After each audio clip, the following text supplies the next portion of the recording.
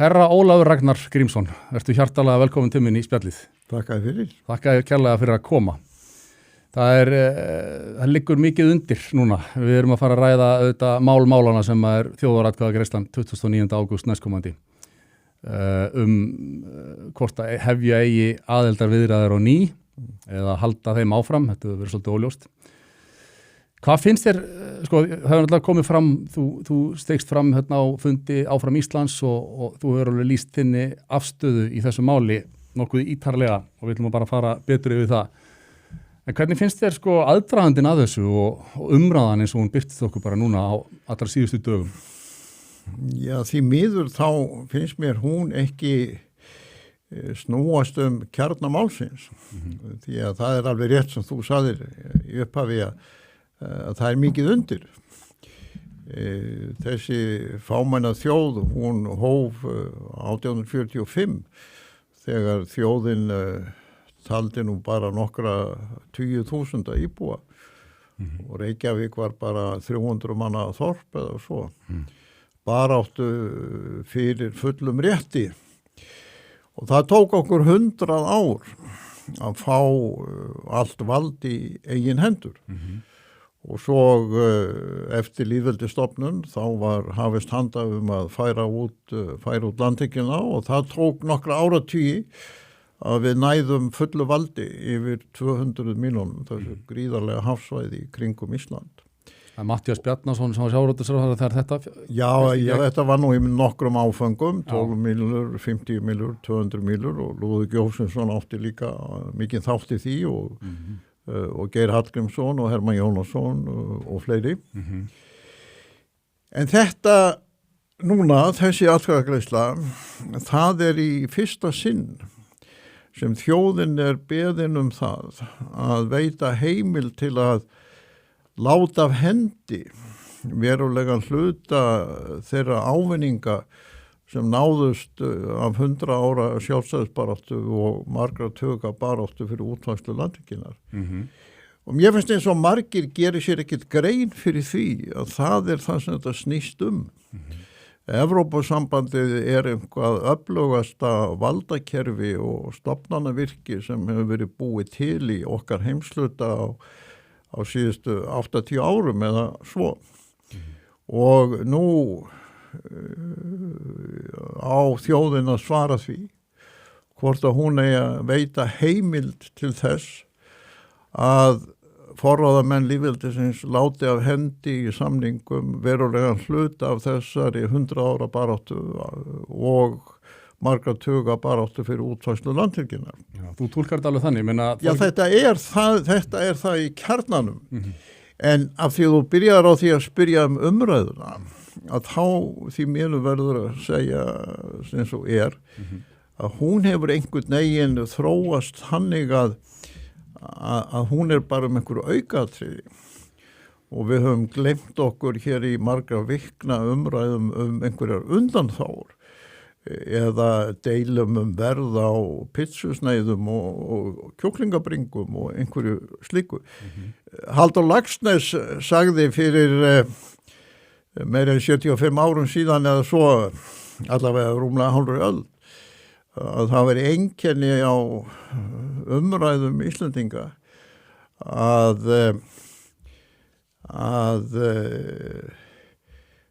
þær hefðu tilhneigingu til þess að snúast tilningaskít, það er að segja smámunni. Og kannski höfum við bara ekkert lært frá því að Halldór Laxness setti þetta fram á sínum tíma. Og ég ætla að taka eitt dæmi þetta. Kjarnin í núverandi valdakerfi Evrópusambandsins, kjarnin í því hvernig ákvarðanir eru teknar, kjarnin í því hverjir fara með valdið í Evrópusambandinu, er Lissabon-sáttmálinn sem tók gildi 2009. Það hefur náttúrulega ekkert verið rætt Lissabon-sáttmálan í þessari umræðu. Og þó að ég hefi hlustað grannt á forystusveit jáhreyfingarinnar, bæði ráðherra og aðra, hef ég ekki heyrt að þeir hafi nokkru sinni rætt Lissabon-sáttmálan. En það er hann sem lýsir því hvað yrði okkar mál og okkar stöðu þegar að Evrópusambandinu kemur. Það er nefnilega, fyrir ekki að ég skjóti hérna inn í, við vorum með þetta fjallumönda á nútímanum í morgun, þá voru að benda á að það ætti kannski að veita þeim sem að hannaði þessa markaðsherferð já til að sjá einhver sérstök verðlaun, en þess að snildin í því er raun og verið að sannfæra fólk að þú þarft ekki að kynna það neitt, þú þarft ekki að lesa Lissabon-sáttmálan eða neina sáttmála Evrópusambandsins, þú þarft ekki að vita Evrópusambandið. Eina sem þú átt að gera er bara að segja já til að sjá og þá færð að vita allt.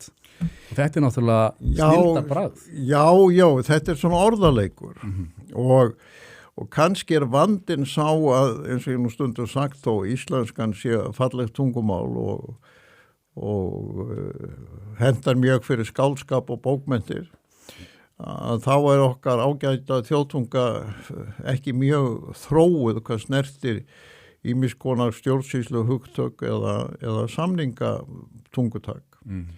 Þannig er til dæmis sagt að nota orðið samningaviðræður á íslensku. Bæði yfir það ef þú kallar á málara heim til þín og ætlar að beða hann að mála gluggana og kannski gera eitthvað fleira til að dytta húsinu og þið hefjið samningaviðræður það hvað þetta muni kosta.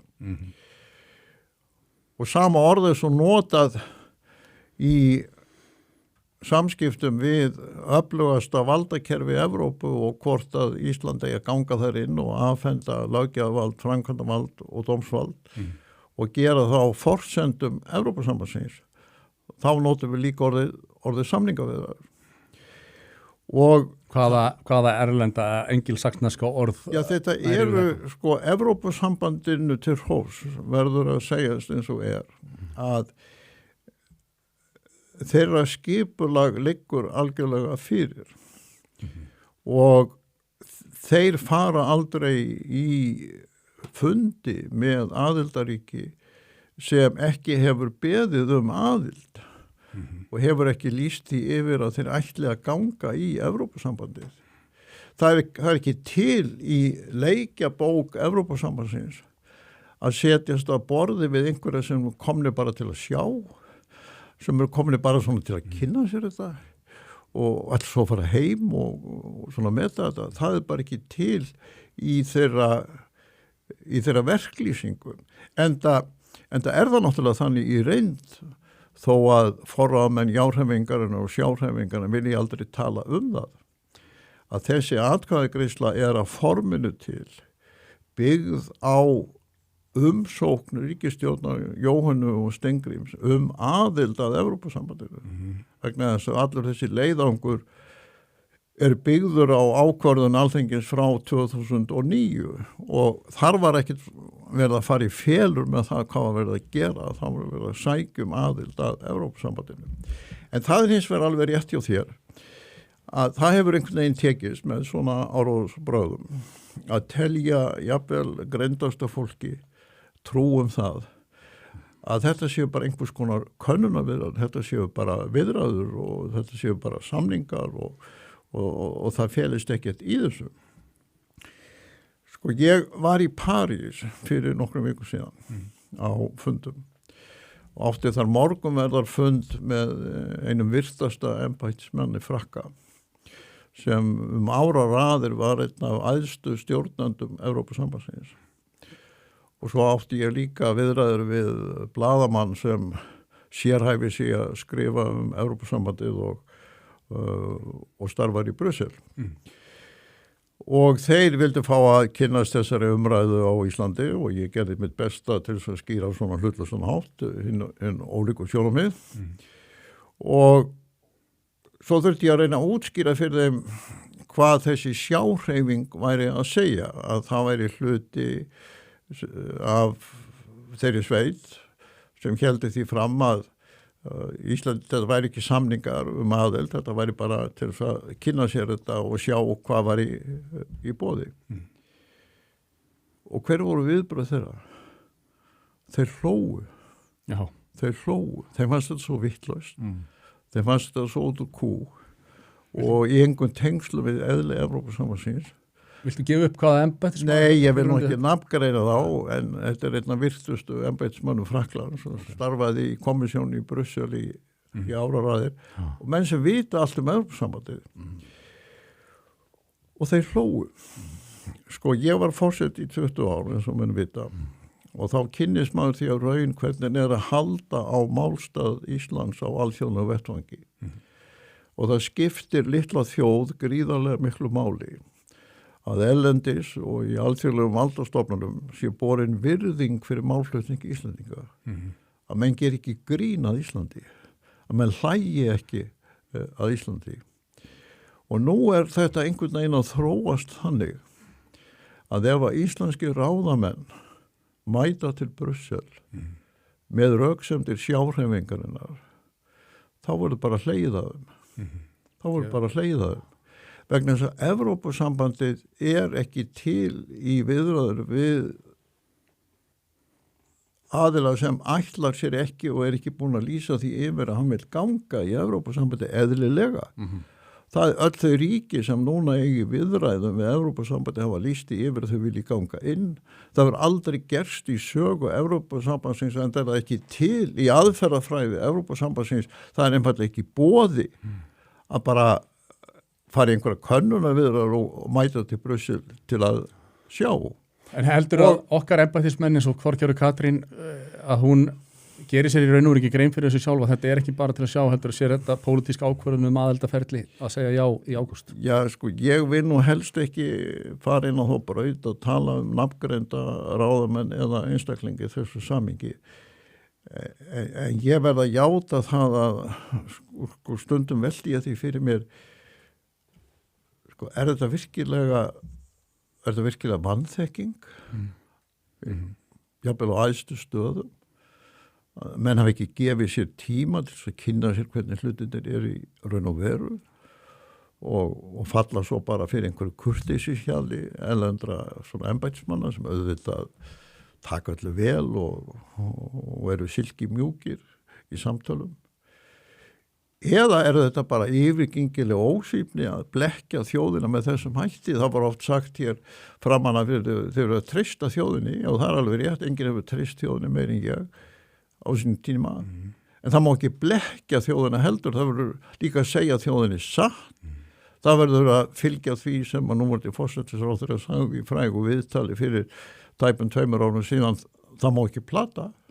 Það má ekki plata. Það heilt ráðuneyti, hundruði starfsmanna í utanríkisráðuneytinu sem ættu að Já, en það held ég að þeir viti þetta algjörlega. Ég held þeir viti þetta algjörlega.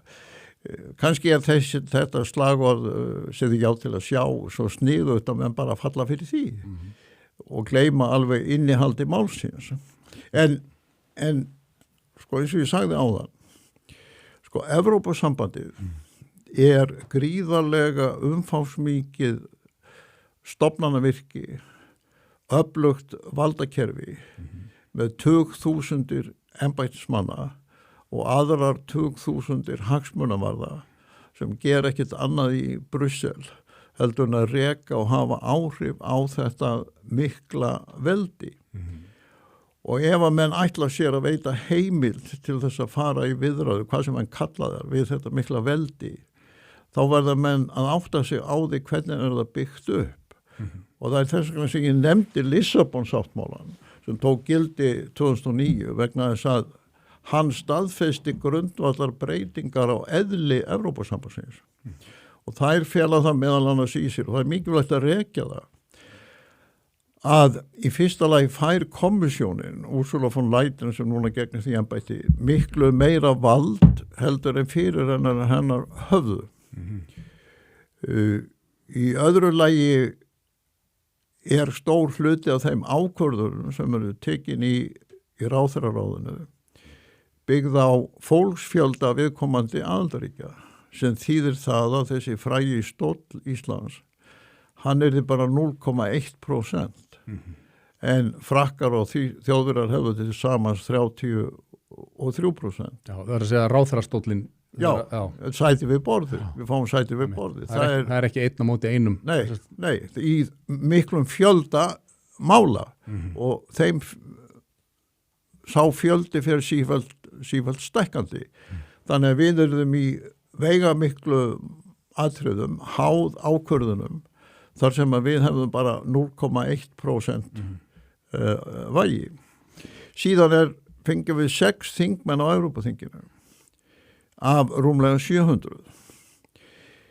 Þeir myndu eins vegar ekki mynda einhvern íslenskan áhrifahóp, nei, þeir eru að ganga inn í þingflokkana á Evrópuþinginu og það eru þingflokkar krata, þingflokkar íhaldsmanna, þingflokkar frjálsendra og það eru yfirleitt stóru flokkarnir í Frakklandi, Þýskalandi, Spáni og Ítalíu sem ráða þessum flokkahópum. Þannig að þessir auðmikið 6 sem þar myndu bara tínast í þessari áhrifasveit. Og síðan það þannig að við hefðum ekki lengur rétt til þess að semja við önnur ríki. Við getum ekki samið við Bandaríkinu við fríverslunarsamningu, við getum ekki samið við Þýskalandu fríverslunarsamningu, við getum ekki samið við löndin í Miðausturlöndum. Við erum að láta af hendi þá fríverslunarsamninga sem við eigum núna við áhrifarík hagkerfi í öðrum heimslutum. Kína og Indland. Við getum ekki samið fiskistofna sjálfstætt, það að segja flökkustofna. Allir þessir samningar eru í höndum Evrópusambandsins. Þannig að þetta því umfálsmikil valdabreiting á áhrifum Íslendinga og hverjir taka ákvarðanir okkar framtíð. Og mér finnst þessi forsusveit járhefingarna skulda þjóðinni skýringar og því. Af hverju það núna nauðsynlegt að láta af hendi verulegan hluta þeirra ávinninga sem 100 ára sjálfstæðisbarátta færði Íslendingum. Af hverju það núna nauðsynlegt að láta af hendi verulegan hluta þess ávinning sem náðist í landhelgisdeilunum. Af hverju það núna nauðsynlegt að skerða rétt ungra Íslendinga á næstu árum og áratugum til þess að hafa samskonar sjálfstætt vald yfir sínu lífi eins og við og foreldrar okkar höfum haft yfir okkar lífi. Því að hvað sem líður útkomu samningana, þá mun þetta ekkert breytast. Þetta alveg ljóst af því að þetta sjálfur grunn sáttmáli Evrópusambandsins og eins og ég sagði á fundinum í Sjálfstæðishúsinu þó margt megi gott segja Þorgerði Katrínu sem kraftakonu þá mun hún ekki geta farið til Brussel og breytt grunn sáttmála Evrópusambandsins. Það verður ekki búið til einhver sér íslensku útgáfa af Evrópusambandinu bara fyrir okkur. Þannig að í raun og veru má segja að 95% af því sem felst í þessum samningum sem stofnana og ákvörðuna system Evrópusambandsins, það liggur allt saman fyrir og því verður ekki breytt. Þegar menn að tala einhverja undanþágur og hvað kom út úr þessum samningum, að þá það kannski svona 2-3-5% hæstalagi af heldinni. Það alveg kristaltært að við munum þurfa að láta af hendi verulegan hluta þeirra ávinninga sem sjálfstæðisbaráttan og baráttan fyrir landhelginni hafa fært okkur og láta af hendi þá sjálfstæðu stóla sem hafa gert okkur kleift að semja við önnur ríki fríverslunarsamninga, fiskveiðistofna og annað slíkt. Allt þetta við að láta af hendi.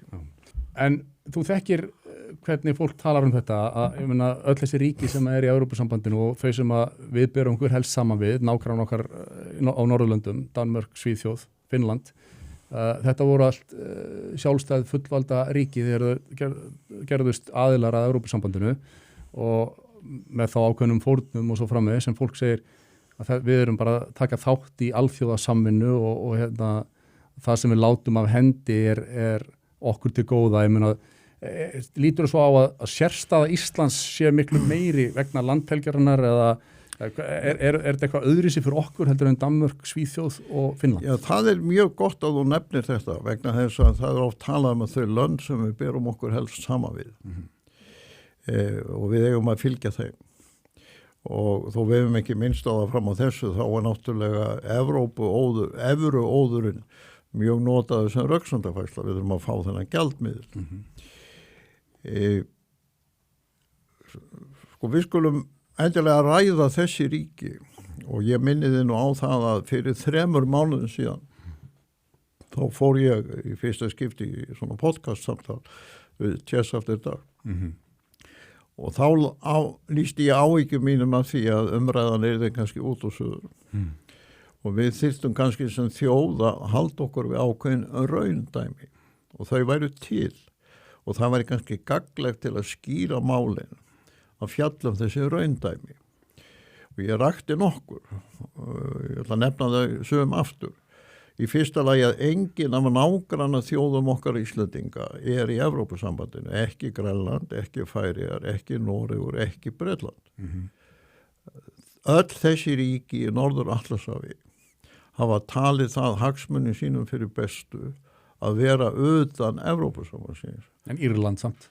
Jú, en Írland er bara í alltaf annarri stöðu. Írland glímdi lengi við það að þurfa að koma af sér stjórn Breta og ég spurði einu sinni þáverandi forsætisráðherra Írlands hvað hefði verið aðal ávinninguna því gangi í Evrópusambandið og hann sagði að þá gátu við gefið Bretum langt nef. En sko, Þorsteinn Pálsson nefndi Írland af því að hann fann loftlínu þar sem það var í styttra milli Reykjavíkur og Dublin, en Bretland segja byrja bara í Skotlandi og við Íslendingar vitum þá sko vel þó að við elskum Íra fyrir bókmenntir og tónlist og annað, þá höfum við aldrei litið á Írland sem eitt af okkar helstu nágrannaríkjum í sama flokki og grænlendingar, færeyingar, norðmenn eða Bretar. Nú síðan annað raundæmið var það að Noregur, Ísland og Sviss, þessar 3 Evrópuþjóðir sem allar eru utan Evrópusambandsins og utan evrunar, eru í 3 af 5 efstu sætum í árangurstöflu Evrópuríkja hvað snertir efnahagslega velsæld, almenna efnahagslegan styrk fyrir þjóðina, fyrir hagvöxt og annað. Ef þú tekur evruna, það 3. raundæmið, að þá er Finnland eitt Norðurlanda sem er ákveð að vera með evru. Það er ekkert annað Norðurlanda með evru nema Finnland og Finnland er því miður neðst í árangurstöflu Norðurlandana hvað snertir efnahagslega farsæld og atvinnuleysi sérstaklega meðal ungs fólks er þar meira heldur en okkar annar staðar. Og það er til dæmis aldrei á það minnst á hálfu jásina í þessari umræðum að bæði Svíar og Danir felldu í þjóðaratkvæðagreiðslu að taka upp evru. Þeir felldu að taka upp evru. Nú eru þingkosningar í Svíþjóð nokkrum vikum eftir þjóðaratkvæðagreiðsluna hér. Það er ekkert á dagskrá í þessum þingkosningum í Svíþjóð að taka upp evru. Nei. Það er ekkert á dagskrá. En getur útskýrt stuttum máli? Og svo nefndi ég, halda því líka til haga. Af því að Pólverjar eru fjölmennaðstir þeirra sem að hér búa á Íslandi og hafa fæðst annars staðar. Að Pólland er það af stóru ríkjónum á meginlandi Evrópu sem hefur nákvæm mestum efnahagslegum árangri á undanförnum árum. Þeir eru ekki með evru. Þannig að þessi óður það, þegar ég nefni alla þessa fórnir, hvað snertir vald og sjálfstæði löggjafavald, framkvæmdavald, dómsvald, landhyggju, samningar við önnur ríki og svo framvegis, þá var sagt, já, það er evran. Það er evran. En þá bara reki þetta allt saman og af því að við nefndum nú Þorsteinn Pálsson sem hefur sungið mikið lofsöngum með evruna. Af hverju sendum við ekki Þorsteinn Pálsson til Svíþjóðar til að reyna að samfæra Svíja það í þessum þingkosningum að þeir að taka upp evru. En getur þú sagt í stuttum máli frá af hverju þú telur að Danmörk og Svíþjóð ákváðu að vilja ekki evruna og Pólland? Já, vegna þess eins og hér hefur komið fram í umræðinni að sjálfstæður gjaldmiðill gefur mönnum svigrún í efnahagsstjórninni til að bregðast við áföllum eða vandamálum með því að stilla gjaldeyriskranan en þurfa ekki að nota atvinnuleysið og skerðing og kjarasamningum launafólks til að stilla kranan. Það sem gerist með evruna er að gjaldeyriskranin verður fastur. Við getum ekki stillt hann lengur og það sem að er erfiðast fyrir Finna þessar mundir er að þeir geta ekkert breytt gjaldmiðlum, þeir verða að taka út aðlögunin gegnum atvinnuleysið og ég er alveg samfærður það ef það væri spurt í þessari þjóðaratkvæðagreiðslu hvort viltu heldur atvinnuleysi sem hagstjórn heldur en breytingar á gjaldmiðli. Þá myndu yfirgnæfandi meiri hluti Íslandinga frekar vilja breytingar á gjaldmiðli heldur naturleysið.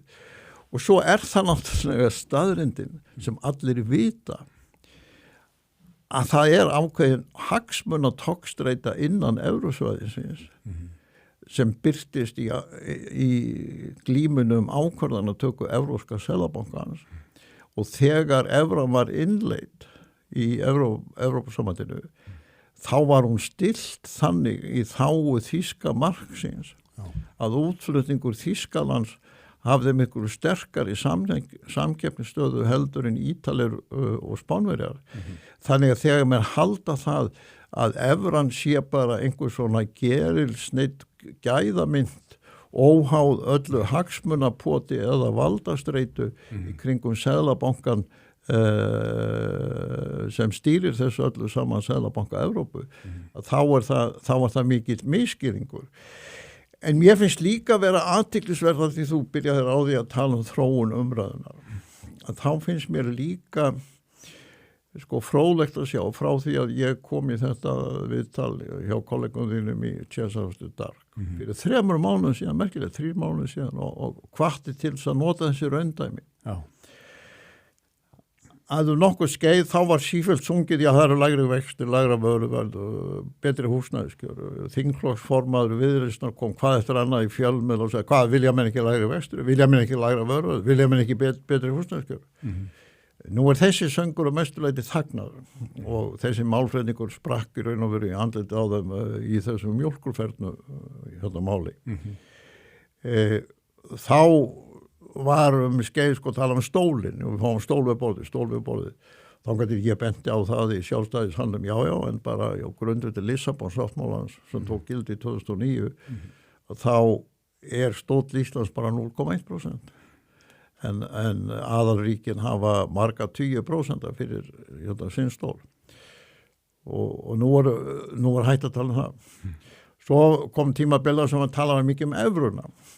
Þangað til var maður sýnt fram á það að það getur nást ýmis konar árangur í evrulandi en hann getur líka nást í landi sem ekki með evru, samanber Noreg, Sviss og Ísland. Já, og Pólland. Og núna upp á síðkastið, eins og þú veist, þá setja menn upp ábúðar fullan svip og fara að tala Grænland og Trump, stöðuna í heimsmál. Já, þá gleymist það algjörlega að þegar þær stöllur ákváðu að láta þjóðina greiða atkvæði um Evrópusambandið og skrifuðu þessa þjóðaratkvæðagreiðslu inn í stjórnarsáttmálann. Þá var djógamli Biden bara ennþá forseti Bandaríkjanna. Já. Það svo? Já, það svo? Já. Stjórnin, núverandi ríkisstjórn tók við og stjórnarsáttmálinn var samþykktur í desember 2024. Já. Þá var Joe Biden ennþá. Þá var bara djógamli Biden ennþá forseti Bandaríkjanna og mér státti merkið að jafnvel þú mertum svona heima í málum bara verður forundrandi hérna fyrir fram að mig. Þetta mjög góð punktur, ég bara hafði ekki leitt hugan að þessu. Nú koma þér jafnvel í erlend podcast og setja upp ábúða fullan svip og segja, Trump og Grænland risamál, algjört risamál, Trump og Grænland og bara gleyma því að þær stöllur ákváðu að setja þjóðin í þennan leið okkur þegar djógamli Biden Trump og Grænland fullkomin eftir áskýring. Algjör. Og þar að ekki náttúrulega að ræða það í sjálfu sér. En það þetta, ef að það væri stóra málið, þá má líka spyrja, akkur þá ekki samþykkt á grænlandska þingin að ganga í Evrópusambandið? En aðalega grínir finnst mér vera það að þær bara ákváða þetta þegar Joe Biden var forseti. Svo það bara svo heppnar að Trump svona kjaftaskur og þær grípa í einhvað sem Trump að segja og eru núna, þegar allar hinnar röksendunar hafa verið hraktar, vöruverði, vextina, húsnæðisverði, stólum við borðið, evrun og þetta allt saman, þá bara farið að flagga Trump. En það sem ég fann að óttast og mér líður kannski einna verst með þessar mundir, af því að eins og ég nefndi við þig áðan, þegar maður hefur gengt þessum trúnaðarstörfum fyrir þjóðina og haft það hlutverk að mæta í 20 ár á alþjóðlegum vettvangi og nokkru leyti ennþá og tala máli Íslands og afla Íslandi virðingar og viðurkenningar þjóðum í Evrópu og líka hvað snerti Bandaríkjum og Kanada og þjóðir í Asíu og Miðausturlöndum og annar staðar. Að þá læri maður að það sem skiptir mestu máli til þess að menn virði Ísland, hagsmuni okkar og sess og beri virðingu fyrir okkur í alþjóðlegu samfélagi að við séum með skýr efnisleg rök fyrir okkar máli. Það versta sem getur komið fyrir litla þjóð að menn fari að hlæja henni. Sko nú virðist þetta stefna í það hvað snertir þessa forystusveit lýðveldisins. Gagnstætt því sem hún sagði þegar hún nýtti þessu vör og sagði staða Íslands sterk. Það var eina megin röksendunum, staða Íslands núna sterk. Segjum svo að úrslitin verði þannig í þjóðaratkvæðagreiðslu að það verði naumur meirihluti sem segi já. Segjum það. En svo liggur fyrir til viðbótar það ekki meirihluti á Alþingi fyrir að ganga í Evrópusambandið. Meira að segja einn af 3 stjórnarflokkum andvígur því að ganga í Evrópusambandið. Evrópusambandið hefur líka fylgst mjög náið með umræðinni hér. Með heilt sendiráð hérna sem gerir ekkert annað heldur en að fylgjast með umræðinni. Þeir vita að stór hlut af þeim sem að kunna segja já í atkvæðagreiðslunni hafa gert það því að þeir vilja bara sjá samning. Þeir vilja ekkert endilega ganga í Evrópusambandið. Þeir bara nenni ekki að setja sig inn í máli núna og ætla að bíða þangað til kemur samningur. Og þá hef ég verulegar áhyggjur af því og kannski farin að bara finna til með þeim ráðherra íslenskum sem þyrfti kjölfarið á þessu að mæta í Brussel með svona veikt bakland með nauman meirihluta sem segir já og stóran hluta þeim sem að raun og veru meina ekkert með því heldur bara vilja svona kíkja í pakkan með meirihluta Alþingi sem móti því að ganga inn.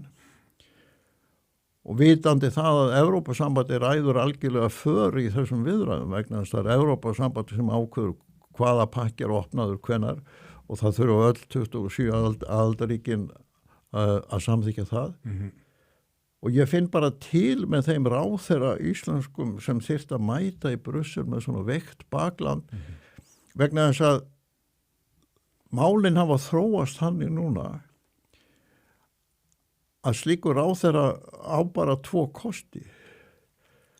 Annars vegar að gera sig að fífli í Brussel og láta hlæja sér með því að flytja rök þessar að sjá sinna.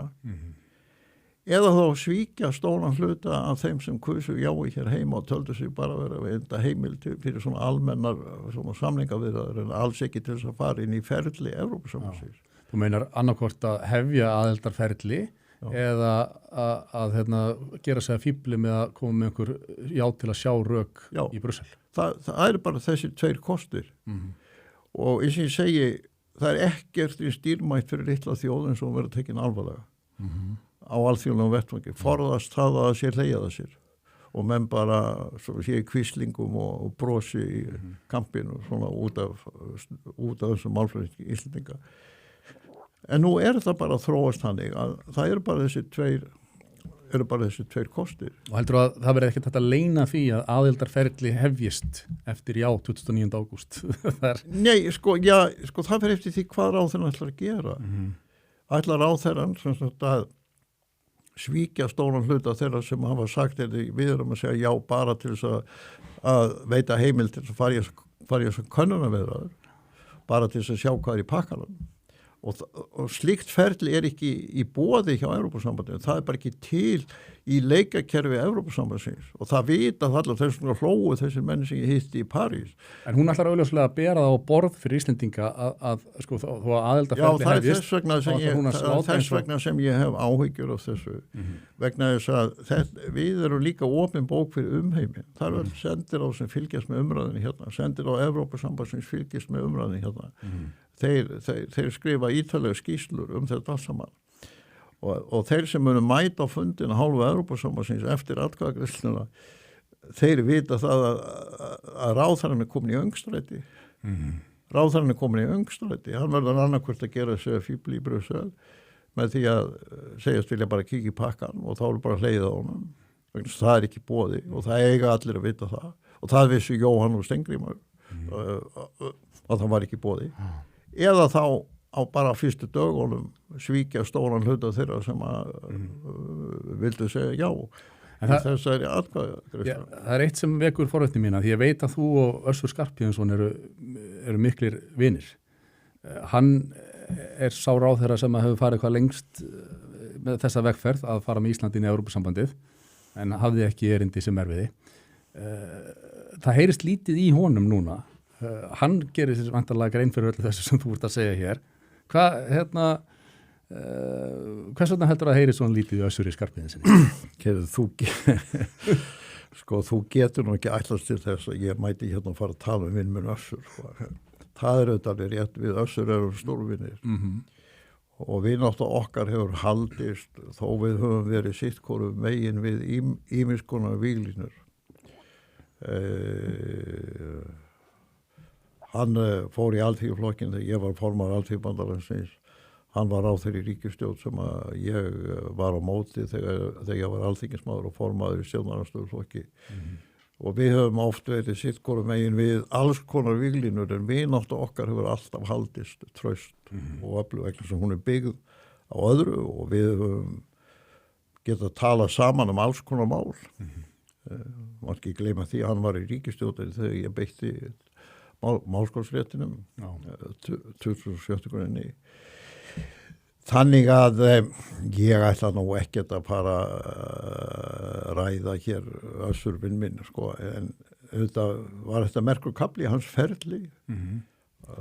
Hann stóði þessi 2,5 ár og það voru opnaðir innan við helmingur af þessum köflum.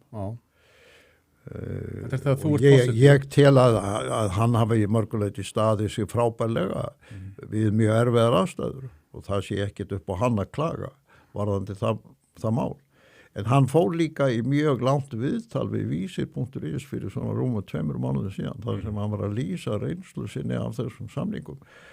Og ég hef á opinberum vettvangi meðal hans gerði það þessu viðtal við César, hvart menn til að lesa þetta viðtal við Össur, til að sýna hvað er erfitt að reyna að afla fylgis við hérna undanþágur. En af því að ég nefndi málskólsréttir, og mér langar að útskýra það eins nánar, vegna þess að ég nefndi það á fundinum í Sjálfstæðisflokknum að eitt af því sem að við myndum fórna við aðild að Evrópusambandinu væri veruleg skerðing á málskólsréttir. Hvað er málskólsréttur? Málskólsrétturinn er trygging í 27. grein stjórnarskrárinnar fyrir því að þjóðin eigi síðasta orðið það hvaða lög gilda á Íslandi. Það var ákveðið þegar við urðum lýðveldi að kröfu þjóðarinnar, sem vantristi kannski alþingi á vissan hátt, að koma með ákvæði í stjórnarskrána þar sem að þjóðin hefði síðasta orðið það hvaða lög gildu í landinu. Evrópusamstarfsverkferð felur það í sér að kommissjónin í Brussel, Evrópuþingið og að hluta til Evrópudómstóllinn munu ákveða án samþykkis alþingis verulegan hluta af þeim lögum og reglum sem munu gilda á Íslandi og Íslandingar þurfa að fara eftir. Þannig er bara kerfi Evrópusambandsins og sem okkur líka betur að vera. Það fyrir við samt ekki alltaf að stimplaðu í gegnum alþingi? Nei. Það er ekki þannig? Nei, það er ekki þannig. Og það sem er athyglisvert líka að úrskurðir Evrópudómstólsins hafa laga ígildi. Já. Og þróunin í Evrópusambandinu er meiri þá átt og fleiri svið, við skulum kannski koma því hérna á eftir líka vegna það skiptir máli í þessari umræðu. Þannig að það sem mun gerast við inngöngu í Evrópusambandið er að stærri hluti af þeim reglum og lögum sem Íslandingar þurfa að fylgja verða utan við áhrifasvið málskólsréttarins. Það er að segja að þjóðin getur ekki lengur nýtt sér málskólsréttin til þess að ákveða stóran hluta af þeim lögum og reglum sem gilda á Íslandi af því að Evrópusambandið mann hafa síðasta orðið það en ekki íslenska stofnanir, það mun ekki fara í gegnum Alþingi, þess vegna mun það ekki koma til forsetans, forsetin þarf ekki að skrifa undir það, þannig að þeir sem er að reyna að halda því fram að þetta mun ekki hafa nein áhrif og málskotsréttin vita bara einfallega ekki hvað málskotsrétturinn snýst, því að það er alveg kristaltært að þessi lýðræðistrygging þjóðarinnar sem skipt okkur höfuðmáli í ISAFE, hún mun skerðast verulega og gildi hennar við eingöngu í Evrópusambandi. En svo er annað líka sem að sko, hefur ekkert verið rætt í þessari umræðu. Og það grunneðli Evrópusambandsins að það á að þróast. Það er í grunnsáttmála Evrópusambandsins að það er að þróast í áttina sambandsríki. Það er að segja að Evrópusambandið er eins og járnbrautarlest sem að stefnir áfram og ef að við ákváðum að gangum borð og sittist inn í þessa lest að þá mun hvert fer ekki vera háð okkar vilja, heldur er það þau ríki sem hafa mest atkvæðamagnið er á það sem ráða hvert þessi lest fer. Það er þetta ever closer union. Já, en það er hvað snýst það? Við skulum bara taka nokkur mál. Og nú kom út fyrir bara held ég viku síðan mjög merkileg skýrsla frá Alþjóðagjaldeyrissjóðnum IMF skuldastöðu lykilríkja Evrópusambandsins. Og hún er hrikaleg. Þetta er bara kolsvört skýrsla fyrir ríkin í Evrópusambandinu. Og það er merkilegt fyrir okkur að horfa við þá staðrið að ríkissjóður Frakklands, ríkissjóður Ítalíu og ríkissjóður Spánar hafa verið reknir með halla í meir en 40 ár. Ríkisskuldirnar eru risavandi í þessum lykilríkjum Evrópusambandsins. Og stjórnvöld þar eins og Macron til dæmis, í Frakklandi, hafa í raun og veru gefist upp á því að reyna að ráða við þann valda í gegnum franska stofnaninu eða ítalska stofnaninu eða spánska stofnaninu. Og þess vegna er núna komið til umræðu hugmyndin það að gefa út sameiginleg skuldabréf á hálfu Evrópusambandsins og komissjón í Brussel og aðra stofnanir Evrópusambandsins ákveði það að gefa út sameiginleg skuldabréf og vegna þess að Lissabonsáttmálinn felur ákvæði í sér að Evrópusambandi getur orðið lögpersóna að þá geta þau það. Og hvað merkir það?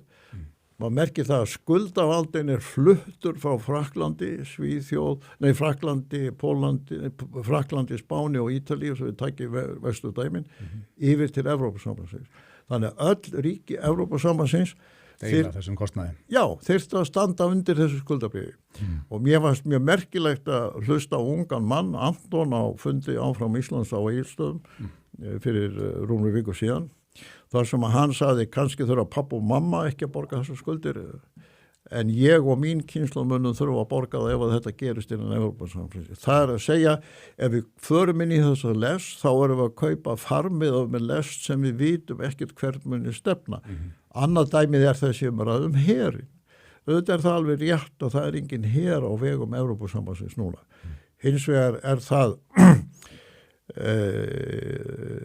alveg ljóst með því að hlusta á ýmsa forystum en lykilríkja í Evrópusambandinu að þeir sé ef að við eigum að geta orðið valdastofnun í heimsmálum og geta beitt okkur fyrir á sjálfstæðan hátt gagnvart og frá til dæmis Austri þá þurfum við að koma upp eigin her og Macron og Merz og aðrir tala í þessa veru. Það er að segja að við þurfum að átta okkur á því að þó að verði gerður samningur sem ég efast að muni nokkuð tíman fást vegna þess enn veiku stöðu Íslands og vegna þess hvernig lagt upp með þetta allt saman af okkar hálfu að þá mun félast í honum áskreita allir þeirri vekkferð sem Evrópusambandið mun fara í á næstu árum og áratugum þar sem við munum nálast engin áhrif hafa á þá vekkferð til þess að Já, þannig að samningunum mun bara gilda með kostum sínum og göllum ákveðnum tímapunkti en það sem gildir ár og áratugir eftir það er allt stofnanavirki Evrópusambandsins þar sem við höfum bara 0,1% í ráðherraráðinu og komum alla til álita í öðrum stofnunum. En þessi málflutningur, það sem að þau segja jásynanir er auðvitað að í þessu felst engin áhætta. Við erum bara að fara að sjá hvað er í boði og ef við fáum ekki nægilega góðan samning eftir aðildarviðræðunar eða aðildarferlið, hvort sem þú kýst að kalla það, að þá mun þjóðin einfallega geta hafna þeim samningi og við þurfum ekki að gangi í Evrópusambandi þó við segjum já 29. ágúst. Telur þú að sé einhver áhætta í því fyrir íslenska ríkið og íslensk þjóðfélag að segja já núna í ágúst og fara í aðildarferli sem við getum síðan hafnað að lokum þegar að samningur liggur á borðinu? Já, ég tel að það sé stórfelld áhætta í því fólki. Í hverju hún fólkin? Hún liggur fyrsta lagi í því að ef það verður já í þessari atkvæðagreiðslu og viðræður við Evrópusambandið hefjast, hvernig svo sem þær viðræður verða, þá mun allur umheimurinn skilja þá ákvörðun með réttu að Ísland hafi endur vakið ósk sína að gangi í Evrópusambandið. Þar með munu öll þau ríki sem við eigum fríverslunarsamninga við núna hætta að þróa þá samninga vegna þess að þau vita það að þeir munu allir falla niður ef við göngum í Evrópusambandið. Það munu öll ríki sem að við hugsanlega viljum frá fríverslunarsamninga við, þar að segja Bandaríkin, Kanada og ýmis fleiri, ekki gera neitt í því máli vegna þess að þau munu segja eftir nokkra verið þið kannski komnir í Evrópusambandið og það verið fyrir mikið að eyða tími að gera fríverslunarsamning við ykkur. Þá munu íslensk fyrirtæki sem að leita á markaði í Norður-Ameríku, Suður-Ameríku, Asíu, Japan, Kóru, Indlandi og svo framvegis, Miðausturlöndum. Öll þessi íslensku fyrirtæki munu mæta hugsanlegu viðskiptavinum sem munu segja, já, og býttu þið að sækja aðild að Evrópusambandinu, munu þið þá ekki eftir nokkur ár að há þessu reglugerðarfargani í Evrópusambandinu sem gerir öll alþjóðleg viðskipti miklu erfiðari og það er alkunna að það er þannig. Þannig að það verður mun erfiðara fyrir íslensk frumkvöðla fyrirtæki og stóran hluta íslenska fyrirtækja að ná nýjum mörkuðum og ég held að það sé eina ástæðan fyrir því að Guðmundur Fertram til dæmis, sem þekkir þetta mjög vel, hefur tekið þá afstöðu að það þjón ekki hagsmunum Íslands að fara í þennan leiðangur. Var þetta að segja að það verið svona oflókið fyrir ríki og við munum bara staða okkar á þessum árum mun versna til muna. Mun versna við gagnvart þeim ríkjum sem við núna eigum fríverslunarsamninga við. Hún mun versna gagnvart þeim ríkjum sem við viljum ná fríverslunarsamningu við. Hún mun versna gagnvart þeim ríkjum þar sem íslensk fyrirtæki að leita nýjum mörkum og þessum ungt fólki frumkvöðla fyrirtæki mun vera að leita að sóknarfærum. Og svo mun hún líka versna vegna þess, eins og ég lýsti á fundunum í Sjálfstæðissalnum, að megin orka íslenska embættiskerfisins og pólitíska kerfisins mun fari þessar viðræður. Og mér fannst það virðingarvert hjá forsætisráðherra að viðurkenna það í þessu breska podcasti að þessi leiðangur myndi taka gríðarlegt súrefni út úr íslenska stjórnkerfinu. Og hvað þýðir það að segja að það tekur súrefni út úr stjórnkerfinu? Það er með öðrum orðum að segja að við gerum þá lítið annað heldur en að sinna þessu. Að öll íslensk vandamál verða að setja á hakanum. Og þegar þeir eru að menna að segja að þetta kostar okkur ekki neitt. Sko, segjum svo að þessi samningur eftir, össur hætti eftir 2,5 ár. Segjum að við séum búin að verja 2, 3, 4 árum í þennan leiðangur og hann endar svo með því að annarkvort lokar Evrópusambandið á frekari viðræður vegna það gleymist oft í þessu umræðum hérna heima að það er Evrópa sem ræður taktinum í þessum viðræðum. Við ráðum ekki taktinum í þessum viðræðum. Það þarf öll 27 ríki Evrópusambandsins til að samþykkja eitthvað einasta áfanga í þessum viðræðum. Þannig að við ráðum ekki taktinum. Evrópusambandið getur dreigja þessar viðræður á langinn í 5 eða 10 ár ef þeim bara sýnist svo. Og þau munu líklega gera það vegna þess að það sem Evrópusambandið óttast mest er að samningur verði felldur. Það er svo mikið áfall fyrir Evrópusambandið að samningur sé felldur. Þess vegna munu þeir frekar velja þann kost að draga samningan á langinn og láta þá fjara út eftir 5 eða 10 ár frekar en að taka áhættuna það að ljúka einhverju sem nokkuð víst að Íslandingar munu fella. Og þá verðum við búin að fórna öllum þessum kostnaði, öllum þessum tækifærum, allir þessari fyrirhöfn, öllum þessum súrefni í þennan leiðangur í stað þess að halda bara áfram að byggja upp Ísland. Sko ég hlustaði á núvarandi forsætisráðherra fyrir tæpum 2 árum lýsa mjög ítarlega að mikilli skynsemi og stjórnvisku þeim skilyrðum og aðstæðum sem þyrfti að vera fullnægt ef að Íslandingar ætti að fara í þennan leiðangur. Ég var 100% sammála öllu því sem sagt var í því viðtali. Ég er ennþá 100% sammála öllu því sem að sagt var í þessu viðtali. Það var í Chess After Dark þar sem hún lýsti því að þetta væri alls ekki tímabært. Já, hún lýsti því bara mjög ítarlega. Hún sagði í fyrsta lagi þyrfti að vera afgerandi meirihluti þjóðarinnar, 60-70%. Það þurfti að vera afgerandi meirihluti á Alþingi. Það þurfti að vera einhuga ríkisstjórn. Það þurfti að vera ríkur vilji hjá öllum samtökum atvinnulífs og hjá megin þorra samtaka launafólks. Og svo var ég bannað að plata. Ótrúlega ekkert að þessu líka fyrir hendi. Og ég bara dáðist að henni ungu konu fyrir þessa stjórnvisku að ætla sér að meðhöndla örlög lýðveldisins. Og mér finnst sko þeir sem að núna í forsvari fyrir járhreyfinguna, þeir skulda þjóðinni útskýringar á því hvers vegna þarf núna, hvaða ávinning eru við að fá hugsanlega sem réttlætir það að við séum tilbúin að fórna verulegum hluta af þeim ávinningum sem við náðum í sjálfstæðisbaráttunni, í landhelgisbaráttunni og sjálfstæðum sessi okkar til að semja fríverslun og fiskistofna við önnur ríki. Vegna allt þetta mun gerast hvað svo sem verður í samningnum og þá þarf að útskýra fyrir þjóðinni hvað er það sem er svona mikilvægt sem við gætu fengið í staðinn fyrir þessar fórnir og fyrst og fremst af því að nú oft verða að tala unga fólkið í þessu samhengi. Sko það þarf að útskýra fyrir ungum Íslendingum af hverju þeir eigi þá að hafa minna vald í sínum höndum, minna sjálfstætt vald í sínum höndum, heldur í mín kynslóð og þín kynslóð og kynslóð ráðherrana sem að núna sitja í ríkisstjórn. Þú veist hvernig þau útskýra það að þau segja að ríki innan Evrópusambandsins eru öll fullvalda. Jú, en þess vegna, ef þú höfðu hlusta grannt á þá sem ég segi, þá var ég aldrei notað fullveldishugtakið. Vegna þess að fullveldishugtakið er svona teygjanlegt í allar áttir og menn geta lagt alls konar skilning í það. Það sem er hins vegar dagljóst er að það breytist meðferð valdsins.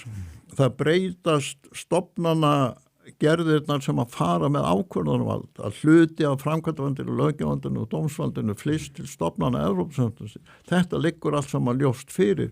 Það er að gefa því einhvað heiti fullveldist afsal og svona sem sumir gera. Ég nota það aldrei vegna þess að ég vil vera bara algjörlega nákvæmur í því hvað við verðum að gera. Og það er þetta sem við erum að gera og það sko, þess vegna nefndi ég við það í upphafi. Af hverju er aldrei minnst á Lissabon-sáttmálan í þessari umræðu? Af hverju er aldrei minnst á sjálfan grunn sáttmála í núverandi valdakerfi Evrópusambandsins?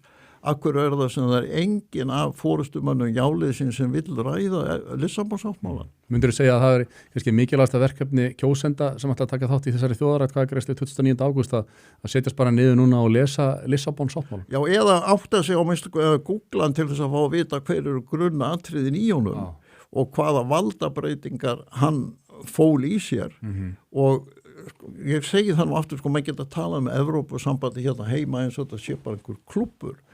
Þetta er umfangsmesta, háþróaðasta valdakerfi og ákvarðana mekanismi sem hefur verið búin til í Evrópu frá stríðslokum. Og þess vegna eru 40.000 embættismenn sem vinna hjá svo bákni og 30.000 hagsmunaverðir sem hafa búsett í Brussel til að reyna að hafa áhrif á það. Þannig er alveg sama hvernig samningurinn lítur út. Við erum að ganga inn í þetta valdakerfi og þennan ákvarðanastruktúr. Og hefur þetta samband þróast á verri veg? Ég meina, á einhver tíman talaði þú nú fyrir því að það væri nú eiginlega betra fyrir okkur að vera við þetta borð. Já, sko, þess vegna nefni ég Lissabon-sáttmálann 2009 vegna þess að það vita það allir sem að stúdera Evrópusambandið og Evrópusambandið sjálft að hann fól í sér grundvallar breytingar og ég nefndi það líka á fundirum í sjálfstæðissamnum og það svona með mér eitt dæmi til þess að átta sig á því hvar valdið liggur að eftir síðustu kosningar eða þar síðustu kosningar til Evrópuþingsins þegar ljóst var að þetta skiptum fórustu í komissjónni þá héldu margir fórustumenn flokkana sem náðu mestu fylgi í þeim kosningum yfir alla Evrópu að nú fengi þeir að ráða því hverjir ættu að stjórna komissjónni. Nei, það var bara 2 manna fundur forseta Frakklands og kanslara Þýskalands, Macron og Merkel sem ákváðu það á kvöldverði í Elysée-höllinni í París og Ursula von Leyen ætti að vera æðsti stjórnandi þessa mikla valdakerfis í Evrópusambandinu. Hún hafði ekkert verið á dagskrá fram að því Ursula von Leyen. Þannig að það verðt umhugsunar eigum við að gangin í kerfi þar sem bara þessir 2 ráðamenn, Frakklands og Þýskalands ákveða hverjir eru æðstu stjórnandi.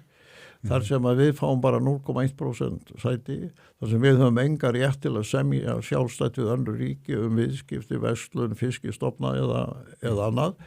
Og ég spyr hvers vegna, hvað það í stöðu Ísland sem hefur náð þessum gríðarlega árangri að vera núna á Noregi og Sviss í fremstu röð Evrópuríkja og í fremstu röð í veröldinni, hvað snertir almenn lífskjör. Hvað það sem kallar á það að öllu þessu sé fórnað? Fyrir þessa óvissuferð, vegna þess að þetta þetta óvissuferð, það alveg ljóst, þetta óvissuferð, jafnvel þá komið samningur, þá gildir hann bara á þeim tímapunkti sem hann gerður, vegna þess að Evrópusambandið heldur áfram að þróast, en eins og ég sagði við þig áðan, ég held því miður að þetta sé að þróast þannig núna, að þetta geti orðið bara, Ísland verðið bara til allægis og ráðamenn þjóðarinnar geti bara lent í öngstræti, vegna þess að ekki öfunda ég nokkurn valdamann sem þarf að standa frammi fyrir því annarkvæmt svíkja kjarnan í þeim lofurðum sem þjóðinni hefur verið gefin í þjóðaratkvæðagreiðslu eða láta hlæja sér í Brussel. En það er alltaf sagt sko þegar þú spyrð hvað það sem kallar á þetta núna að við gefum þetta allt frá okkur. Þá í raun og veru eina sem að tala að svona verulega aðkallandi. Það að við fáum breyttan húsnæðismarkað og lánakjör þegar við kaupum íbúðir. Jú, en það, sko, fyrsta lagi, ef þú miðar húsnæðismarkaðin við rauntekjur og annað, þá held ég að það sé nokkuð þekkt staðreind að það hærra hlutfall Íslandinga sem býr í eigin húsnæði heldurinn í flestum helstu ríkjum Evrópusambandsins. Þannig að allavega húsnæðiskerfi hjá okkur þannig í reynd að það stærri hluti þjóðarna sem getur búið í eigin húsnæði hér heldur en annar stað.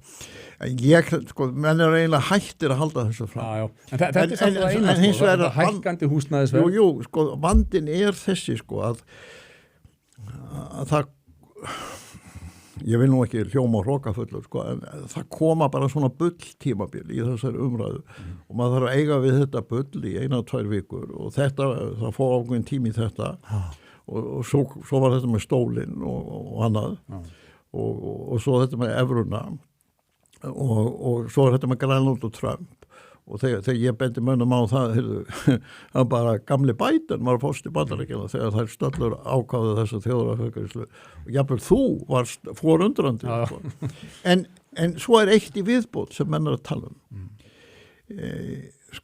ég hef hitt ýmsa sem segja, ég ætla bara að segja já af því að ég er á móti þessum kvótaeigandum og þessu útgerðarauðaldi og þessu öll svona. Staðreyndin aftur á móti svo að Evrópusambandið þannig system varðandi fjármálamarkaði og hlutabréfamarkaði og svona gangvirkið í efnahagskerfinu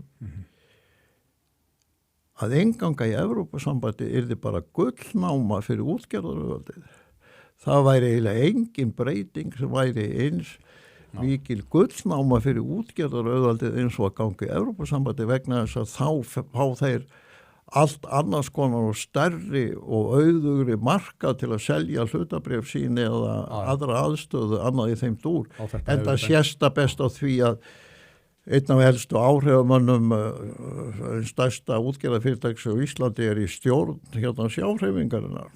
Hver hann? Já, ég vil ekki fara að nafngreina þú getur fletti upp sjálfur, það nokkuð augljóst, það ekki margir í stjórninni. En sko, ef að mennum fann að trúa því að það segja já út af sko útgerðaröldinu á Íslandi, þá verður menn að setja sig inn í það hvers konar sko góð sem tækifæri opnast fyrir útgerðarauðvaldið að það er gengið í Evrópusambandið. En segðu mér eitt sko, vissulega þó að Biden hafi verið forseti þegar að þær settu þetta í stjórnarsáttmálan, að þá hafa þær samt sem áður eftir að Donald Trump gerði sér breiðan og fór að tala Grænland, að þá hafa þær vísað í þetta og núna eru nýjustu rökin að þetta sé málið. Það er bara staðan. Hún talaði þetta í breska podcastinu þarna. Ég hef séð líka þessi málflutningur Þórdís Kolbrún og Dagur B. Eggertsson tala mikið saman í sínum podcasti.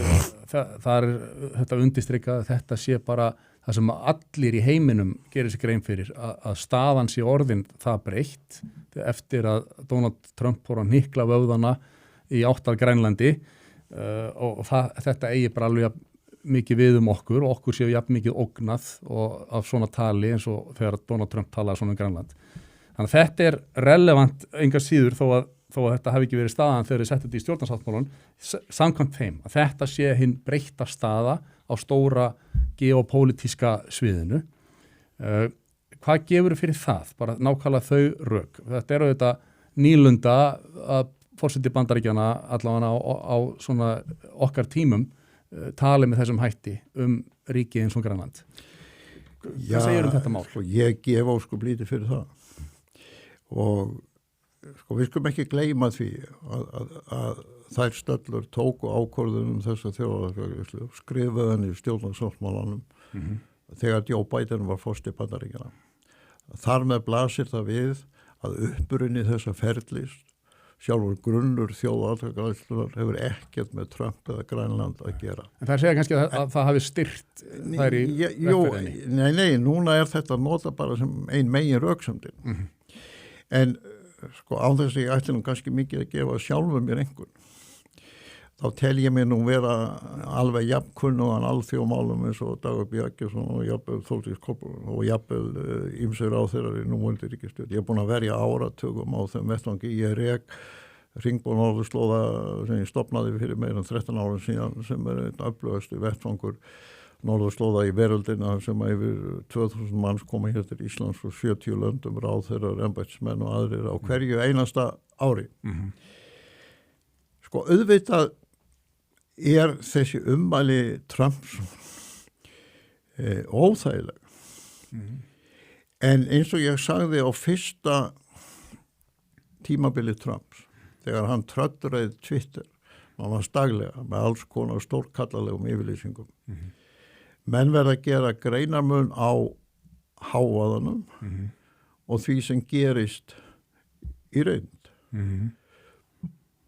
Og það sem að blasir við það að það hefur nákvæmlega ekkert gerst varðandi stöðu Íslands og samskipti við Bandaríkin í tíð Trumps sem gefur okkur ástæðu til þess að efast að þar hafi orðið einhver breytinga og ég vakti eins og athygli á því sem enginn af þessu liði vill tala að það tímabil þar sem að við hefum kannski mestar áhyggju, ættum að hafa haft mestar áhyggju var þegar George W. Bush sagði einhliða upp þeim þætti varnarsamningsins sem sneri því að hafa hér herlið gegn vilja þáverandi ríkisstjórnar Íslands. Þeir spurðu hvorki kóngni prest hér á Íslandi og tóku herinn bara burtu. Hvað hefur gerst í þessu Grænlandsmáli? Nú hefur Trump bráðum verið í 2 ár. Það sem hefur gerst að það eru mikill hávaði, miklar yfirlýsingar. Nú síðast einhvað myndband svona gert með artificial intelligence. En það bara viðræðin nefndi gangi. þar sem í henni eru danskir og grænlenskir og amerískir embættismenn og þeir eru bara ennþá að hittast á fundum. Nú kjörtímabil Trumps bráðum hálnað. Mette Frederiksen ætlaði sér að gera mikið mál úr þessu öllu saman fyrir síðustu þingkostningar í Danmörku og fór mikið það að nú væri bara hervæðing og hún fekk einhverju lélegustu útkomu fyrir sósíaldemokrati í dönsku kostningum síðan flokkunum var stofnaður. Þannig að danskir kjósendur keyptu þessa röksemd ekki einu sinni og eins og ég benti á áðan eða væri einhverjir sem ættu að hlaupa í fang Evrópusambandsins við þessar aðstæður ef að þessi málflutningur væri réttur. Þá það grænlendingar sem sögðu sig úr Evrópusambandinu. En það hefur ekki komið fram mér vitalega nein til að hvað þarna hafa verið samþykkt á grænlenska þinginu. Þannig að eitt af því sem menn þurfa að huga að fara með utanríkismál og hvað þá heldur ef mann ætla sér að verða einhverjir sérstakir spekingar að hálfu lýðveldisins í vettfangi utanríkismála. Það er fyrsta lagi að hafa sögulega þekkingu, öðru lagi að hafa yfirsýn og í þriðja lagi að halda ró sinni. Ef menn ætla að hlaupa til hand og fóta út af einhverju Twitter-fæslu eða X-fæslu eða Instagram-fæslu eða einhverju artificial intelligence myndbandi sem að Trump lætur sér þetta í hug að senda út, að þá hag lýðveldisins illa borgið. En segjum svo að það sé einhvað til í þessari röksemd. Halda menn þá virkilega að okkur sé betur borgið með því að fara í bandalag þar sem að Þjóðverjar og Frakkar og öllu, halda menn virkilega þýski og franski herinn muni þá verja Ísland í þessu samhengi. Má ég vekja athygli á því að öflugasta heræfingin sem hefur verið á Norður-Atlantshafi eftir að Trump gaf út þessar yfirlýsingar var undir forystu breska flotans. Þeir eru ekki í Evrópusambandinu. Þannig að ef að menn vildu bregðast við í anda þessa, þá rökrétt út frá hernaðarstyrk á Norður-Atlantshafi að treysta sambandi við Bretland, Kanada og Noreg. Og það það sem hefur kannski verið að gerast í samvinnu Carney, forsætisráðherra Kanada, sem átti fund með forsætisráðherra Norðurlanda fyrir skömmu og breski sjóherinn og breski hernaðarmátturinn, þó hann sé kannski ekki mikið frá því sem hann var áður, hefur gengið til æfinga með Norðurskautsríkjónum og Norrænu í þessum efnum, en Frakkar og Þjóðverjar og önnur ríki í Evrópusambandinu hafa lítið sem ekkert lagt til þeirra mála. Þannig að jafnvel þótt menn tæki þetta alvarlega, þá blasir sá raunveruleiki við að þeir bandamenn sem að myndu skipta máli í því samhengi eru fyrst og fremst Kanada, Noregur og Bretland og þau eru öll utan Evrópusambandsins. Og Bandaríkinu þetta, við erum með varnarsamning við Bandaríkin. Mér langar að spyrja þig. Sko það athyglisvert, það mjög athyglisvert að utanríkisráðherra Bandaríkjanna sendi Íslandingum sérstaka kveðju á 17. júní. Já, núna síðan. Sko venjulega eru svona kveðjur, kurtiskveðjur, ég þekki það vel, ég sendi margar þegar ég var fórsti. En þessi kveðja var öðruvísi. Það lítið farið fyrir umræðu það. Og hann notaði orðalag í þessari kveðju öryggis samstarf og bandalag Íslendinga og Bandaríkjanna. Það orðalag sem ég hef aldrei séð áður og miklu sterkara heldur en að vísa í þennan samning milli Íslands og Bandaríkjanna. Og mér fannst þess vegna í ljósi allar umræðuna hér, þessi yfirlýsing sem hann sendi að sjálfstæðum afringina okkar hálfu að biðja þessa yfirlýsingu, fól í sér miklu afdráttarlausari stuðning við varanlegt öryggissamstarf Íslands og Bandaríkjanna við höfum séð frá ýmsum fyrirrennurum hans. Einmitt, í ljósi þessa, veltiði fyrir mér. Þannig að ég segi bara enn og aftur, sko, eigum við ekki að reyna að halda okkur við staðreyndir, eigum við ekki að reyna að vera með yfirvega umræðu, eigum við ekki að hætta því sérstaklega ráðherrar og þingmenn að hlaupa til hand og fóta eftir einhverjum Twitter-fæslum eða einhverjum Instagram-fæslum og fara bara að hugsa langvarandi hagsmuni þessara litlu þjóðar á svona vitrænan og sögulegan hátt. Einmitt. En í ljósi þessa einmitt, þá velti ég fyrir mér ef við gefum okkur, og við vitum auðvitað þegar að valkyrjurnar settu saman þessa ríkisstjórn, það er rétt eins og þú segir, þá var Joe Biden fórsetið, þá var engin ógn af Trump, gagnvart Grænlandi eða neinum öðrum. En þá var hins vegar, ef ég man rétt, andrúmsloftið var það í kringum þennan stjórnarsáttmála að Pútín væri svo mikil ógn og að sviðið væri svo mikið breytt vegna Pútíns, sem hefði sýnt okkur það að hann var að ráðast inn í ríki í Evrópu, að þess vegna væri tímabært að skoða inngöngu í Evrópusambandið. Á þessum tímapunkti hefði ekki, ef við höfum miklar áhyggjur af vörnum Íslands gagnvart Pútín eða einhverjum úr austri, hefði ekki verið svona eðlilegra bara að taka upp einhverja viðræður við Bandaríkin varnarsamningin og kannski að endurreisa, ég veit að þú varst nú á móti veru bandaríska hersins hérna á sínum tíma, en að setjast þá niður með Bandaríkjamönnum og segja, herðu, viljið ekki skoða að koma aftur hér með viðveru hermanna á þessum tímum þegar að Pútín er að gera sér svona breiðan? Jú, það er alveg hárrétt hjá þér. Það er alveg hárrétt hjá þér. Og ég vakti nú máls á því viðtali í Silfrinu fyrir 3-4 mánuðum síðan að það var í mjög mikilvægt að ráðherrar sinntu því að reka erindi Íslands í Washington og byggðu upp svona stuðningssveit í bandaríska kerfinu. Sko. Ég hef starfað með og innan bandaríska kerfinsins alveg frá því upp á 1980 þegar ég var forystumaður í alþjóðlegum þingmannasamtökum. Ég þekki það mjög vel. Ég fór iðurlega sem forseti til Washington og átti þar fundi með þingmannum og embættismönnum og öðrum. Sko, þú nærði ekki áhrifum í Bandaríkjunum nema að rækta garðinn. Þú verður að mæta á staðinn, þú verður að leggja lagið eftir áhrifamenn í öldungandildinni, ýmsa aðra í stjórnkerfinu og svo hraun. Það er stöðu vinna. Og til dæmis þegar Geir Haarde var sendiherra Íslands í Washington, þá kunni hann þessa list mjög vel og ýmsir af eldri sendiherrum Íslands á fyrir tíð í Washington, Einar Benediktsson og aðrir kunni þessa list afar vel.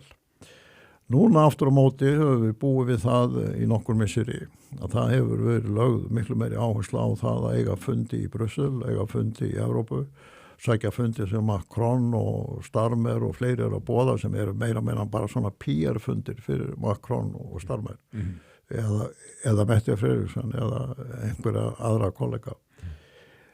En utanríkisráðherra hefur bara einu sinni farið í svona fundaferð til Washington, stoppaði bara held ég í sólarhring og hitti bara svona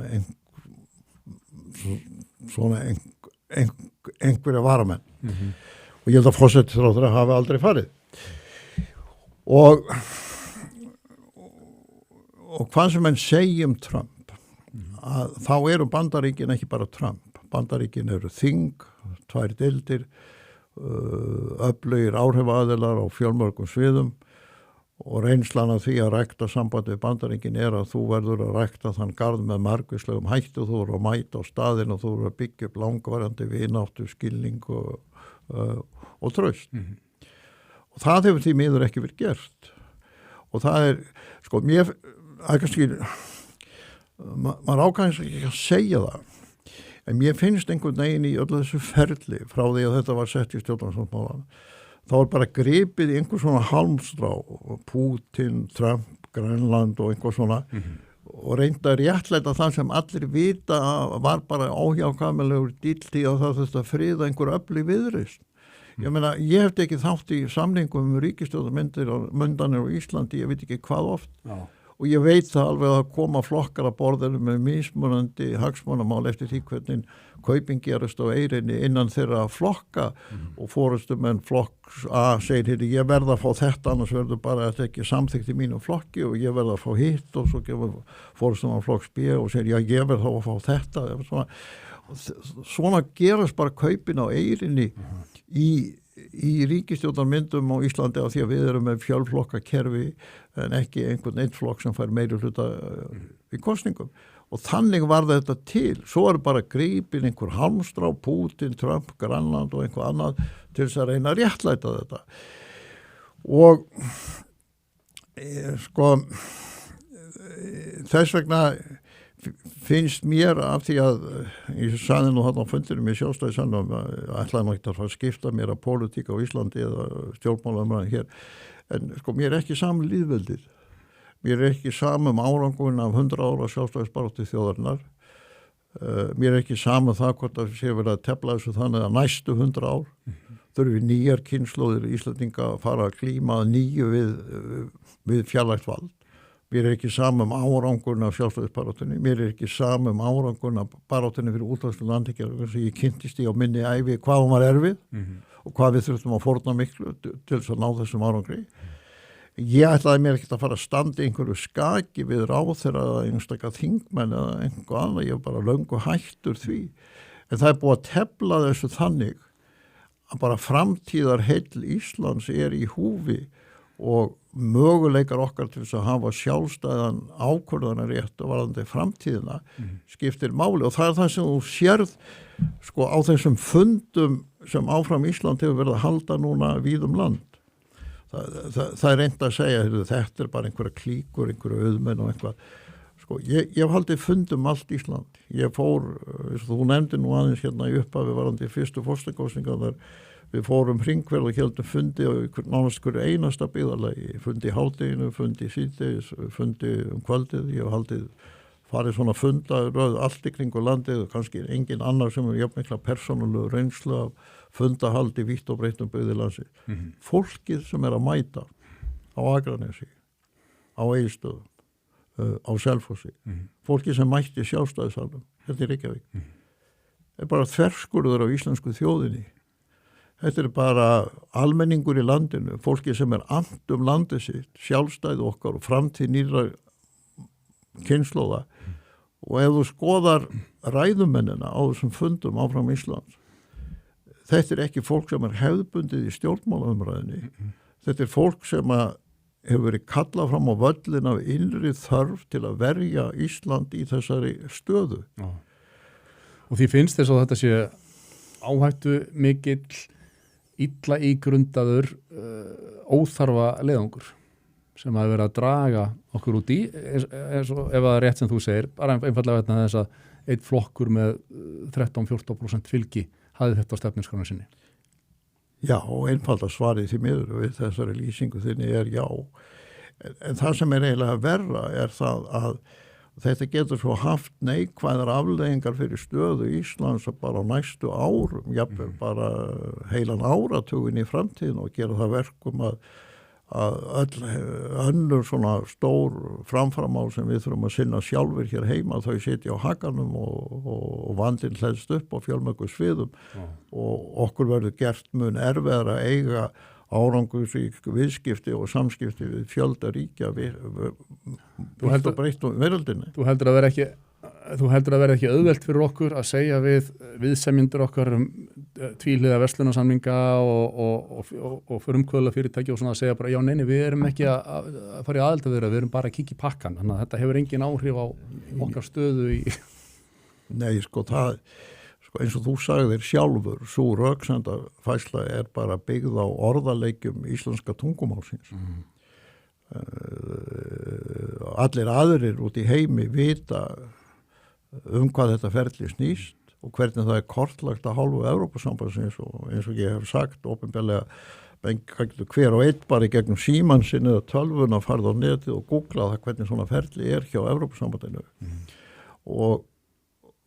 Og dæmin sína það líka að aðrar þjóðir munu draga rétta ályktun af því að Íslandingar stefni að engungu Evrópusamband og þar með svarar það ekki kostnaði að fara að eiga einhverja viðræðu við Ísland fríverslun, fiskveiðisamninga, íslensk fyrirtæki varðandi nýjar tæknilausnir og svo framvegis. Taktu bara þessa nýjastu samþykkt Evrópusambandsins varðandi gervigreindina. Og hvernig þau voru nánast að taka inn í lög og reglur Evrópusambandsins að þeir geta farið að njósna símana hjá hverjum og einum og kortleggja það og afnema persónufrelsið og skulum þá reyja upp að enn ein lotan hérna áður fyrir því að reyna að finna rök fyrir þessu leiðangur, þá var að tala gildin. Tala gildin. Er það hluti af þessum gildum að fara að njósna síman hjá hverjum einum? Og það þessi tilfinningarök sko að þetta sé félagskapur sem að við eigum að samsvara okkur með þar sem eru með sömu gildi og við og það er þetta með lýðræðið og jafnréttið og mannréttindi. Þetta eru svona, finnst mér svona tilfinningarök hjá þeim sem að Sko, mér finnst þetta að mörguleiti vera nánast eins og svona öfug svona kynþáttarök.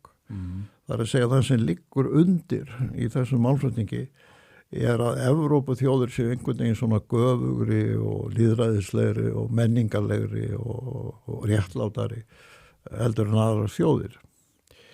Það er nú málflutningur sem hljómar undarlega í eyrum fyrrverandi nýlenduríkja, helstu Evrópuríkjana, hvort sem það er í Afríku eða Asíu. Já.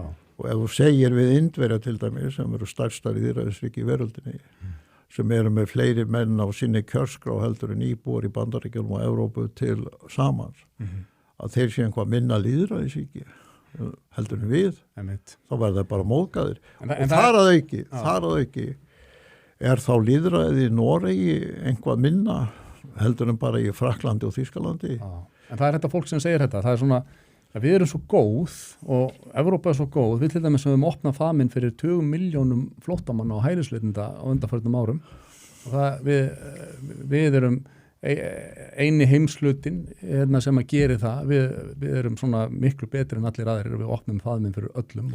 Það er nú reyndar sögulega ekki rétt vegna þess að Bandaríkin hafa fyrst og fremst verið byggð á innflytjendum. Menn þurfum ekki annað en fara bara á Netflix og horfa á nokkra seríur þar til að átta sig á því að bara skömmu áður en pabbi minn fæddist og horfir á 1883 á Netflix, þá sérðu bara hvernig Bandaríkin voru það leyti. Bandaríkin hafa miklu fremur byggst á innflytjendum heldur en Evrópa, en sko það er alveg rétt hjá þér sko að það eru tínd til En býtu Bandaríkin voru ekki sko með velferðarkerfi sem að opnuðu faðminn fyrir alla til að koma og fara beint á velferðarkerfi, en það gerir Evrópa. Já, það er nú misjönd. Við erum svo góð í Evrópa. Það er nú misjönd eftir löndum. Það er nú erfitt fyrir það að segja það við þennan stóra hluta ungu fólki sem hefur ekki efna að flytja heimann, sem verður bara fjárhagsástæðum að búa heima hjá pappa og mömmu. Jafnvel þó séu komin vel á 30-aldurinn. En á sama tíma eru við að hleypa hælisleitendum á velferðarkerfið. Ég vil ekki fara inn í þá umræðu vegna þess að minni hálfu snýst þetta fyrst og fremst sjálfstæðan sess Íslendinga. Þetta snýst það að árangur af 100 ára baráttu fyrir sjálfstæði Íslendinga, hlut af honum verður fórnað. Snýst mikla árangur sem að hinn erfiða barátta fyrir útfærslu landríkinnar og ég þannig gæti að talið áfram. Ástæðan fyrir því að ég á níræðisaldri hef farið fram á þennan vettfang er að mér er ekki sama örlög lífveldisins, mér er ekki sama hvað við gerum við arfleiðina sem kynslóðirnar færðu okkur sem börðust í fátækt fyrir íslensku sjálfstæði.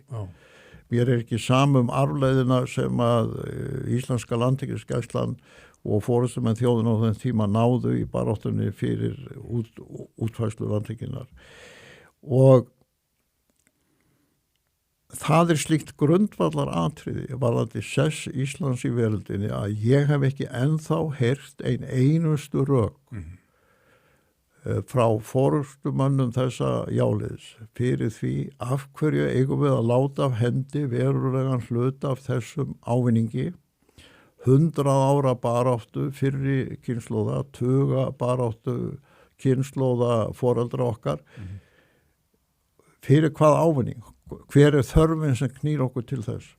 Og ég hef ekki fengið neitt svar við því og þess vegna spurði ég í loka ræðum minnar í sjálfstæðis og ég orðaði það þannig í nafni kynslóðana sem nú eru horfnar þá spyr ég til hvers var barist það er góð spurning og það er ekki nóg fyrir forystumenn lýðveldisins að flagga bara daglega á gamla stjórnarráðshúsinu við Lækjartorg en útskýra ekki fyrir þjóðinni hvers vegna þarf núna að fara í leiðangur sem hefur það í för með sér að láta af hendi verulegan hluta af þeim ávinningi sem sjálfstæðisbaráttan og baráttur fyrir kynslóð að hafa fært okkur. Ég ætla ekki að nota fullveldis hugtæki vegna þess að menn nota það með alls konar rugglanda, en það getur engi maður dregið í efa að með engungu og þessum leiðangri og með því að segja já, eru menn að samþykja að fari verði í leiðangur þar sem við leggjum á borðið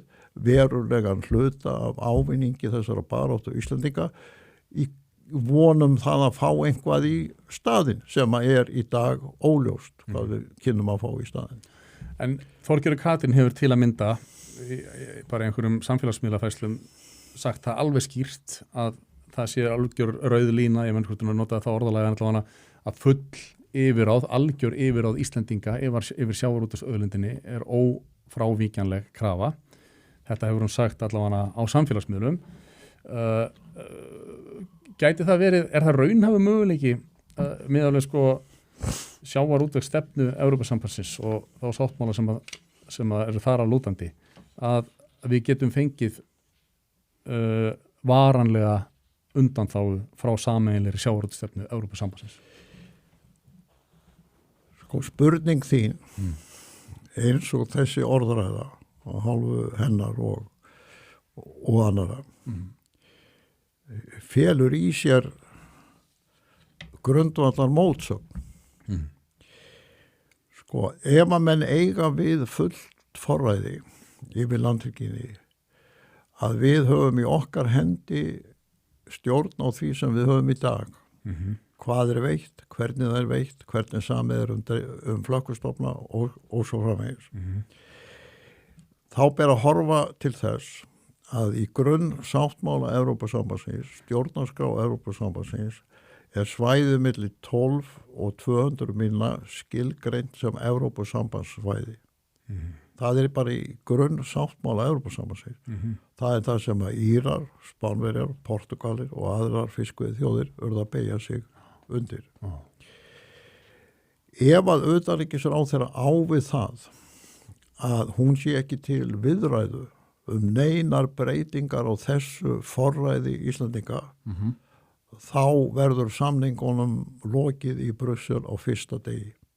Bara fljótt í september. Ef að hún segir það er condition sine qua non, að við fáum algjöra 100% varanlega undanþágu frá þessu grundvallaratriði í sáttmála Evrópusambandsins, sem myndi þýða öll þjóðþing Evrópusambandsins til að samþykkja það 27. En vandinn er hins vegar sá í þessari umræðu hér heima að sömu mennirnir og segja þetta segja svo í annari setningu, já en við getum fengið veiðireynslu í krafti sögulegar reynslu. En ef að það er það sem þeir eru að segja, þá eru menn búin að fallast á forræði Evrópusambandsins yfir landhelginni.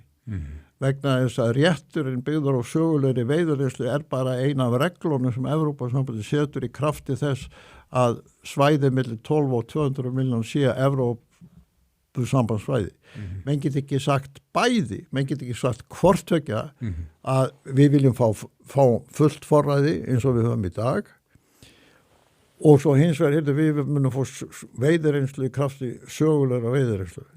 Vegna þess að seinni kosturinn byggist á því að það sé búið að afhenda Evrópusambandinu forræðið en það góðfúslega leyfir okkur að veiða ákveðið magn á grundvelli sögulegar veiðireynslu. Þannig að enn og aftur erum við bara komin að vanda tungumálsins að menn afgreiða svona lykilatriði með einhverjum orðaleikjum með því að segja að við viljum fá fullt forræði en skjóta sig fram til því að segja, ertu þá að segja það að þú ætlir ekki að fallast á þessa grunnreglu Evrópusambandsins. Það er ekki komin eitt svar í því og ef að svarið er nei, ég mun ekki fallast á það. En getur hugsanlega verið að Þorgerður Katrín sjá þetta þannig, hún hefur sagt einhverjum viðtölum að það sé mikið litið upp til Íslendinga er varða sko, sjávarútvegsmál og jafnvel sko að við fáum bara sko sjávarútvegsráðherrann í Evrópusambandinu verði íslenskur á þeim grunni að við séum svo opaslega stöndum svo framalega þegar það kemur að reynslu í sjávarútvegsmálum að hún skilja þetta þannig að eftir 29. ágúst þá hefjast viðræður og Evrópusambandi hreinlega fallist á bara að það verði gerður einhver nýr sáttmáli hjá Evrópusambandinu sem breyti þessu öllu bara í ljósi þess að Íslendingar, þessi mikla sjávarútvegsþjóð sé að komin í Evrópusambandið, að þá verði öllum þessum sáttmálum sem snúa þessu sem þú ert að tala sem 200 mílum og allt það, að því verði bara breytt eftir að Ísland gangi inn. Ég hef enga trú á því að Þorgerður Katrín trúi svona barnalegum málflutningi. Ég hef bara enga trú á því. Vegna þess að þetta mjög barnalegum málflutningur og stendst á engan hátt skoðun. En þú heyrið það samt að það virðist vera þetta sem að hún einhvern veginn í að það verður bara öllu breytt með komu Íslands. Ég ætla nú ekki að fara að dæma einstaka málflutning en ég bara trúi því ekki að utanríkisráðherra Íslands tel ég svona barnalega málflutning vera eðlilega. Vegna þess að staðreynd málsins svo að hún getur náttúrulega mætt í Brussel og tala við einhverja kommissara og þeir, ég hef nú ofta rætt við svoleiðis fólk og í þessari alþjóðlegu diplomati menn bara kurteisir og taka allir vel og fara í alls konar orðaleiki sem er mjög auðvelt að miskilja en menn ekki vanir svona þessum lífstíl og talsmáta sem að tíðkast í þessum herbúðum en innan Evrópusambandsins eru nokkuð margar fiskveiðiþjóðir.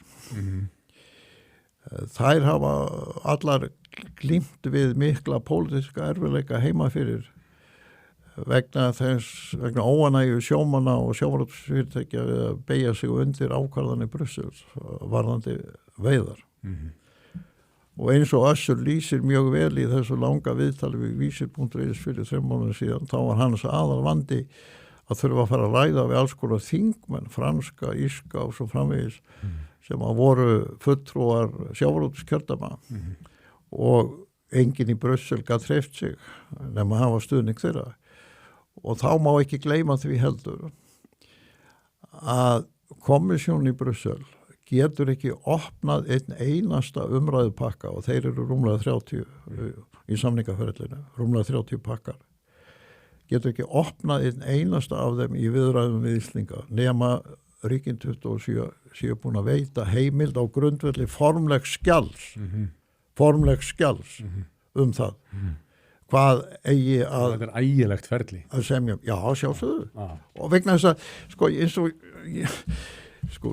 það er stundum dálítil tilhneiging hjá Íslandingum kannski er það eðlilegt með svona eyþjóð sem hefur lifað af hérna út í Ballarhafi svona lengi að halda þegar við mætum á staðinn þá muni veröldin bara öll dansa í kringum okkur af svona fagnaðardans og við séum að þýleiti svona dálítil svona sveitamenni sem harða heimi annarra ríkja þar sem að hver og einn er að gæta sinna hagsmuna og einhver vitur maður sagði nú alþjóðamál að þau snýrist bara hagsmuni þau snýrist ekki vináttu og þau snýrist bara hagsmuni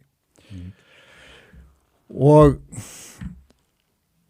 þess vegna er það í raun og veru þannig að samningarnir fiskveiðimálin þeir verða í reynd miklu meira við einstök fiskveiði lönd innan Evrópusambandsins heldur við kommissjóna í Brussel.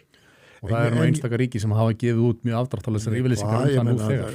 Ég meina bæði Írlandi, Danmörku og Hollandi og þær yfirlýsingar eru allar fullkomlega eðlilegar í samræmi við grundvallarreglur Evrópusambandsins, fullkomlega eðlilegar.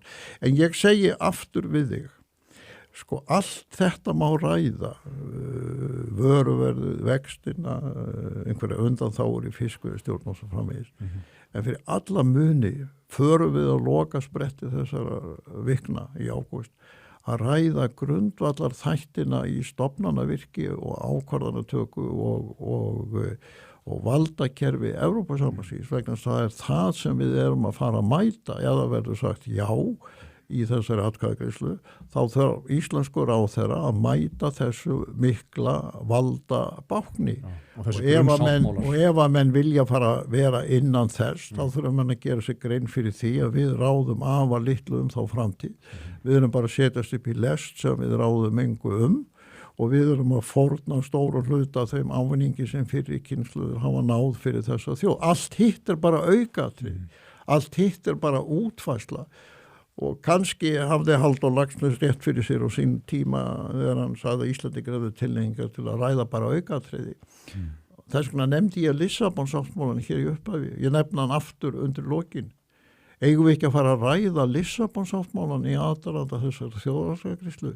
Því öll þessi vegferð mun byggjast á því sem Lissabonsáttmálinn lýsir og svona ákveður og umfram allt. Þá vona ég að forráðamenn lýðveldisins, forráðamenn Jásinna og aðrir haldi þannig á málum að Ísland verði ekki til alþægis. Að menn munu ekki í Brussel og annar staðar hlæja þessari vitleysu og gera það að verkum að staða okkar í alþjóðasamfélaginu munu veikjast verulega á næstu árum.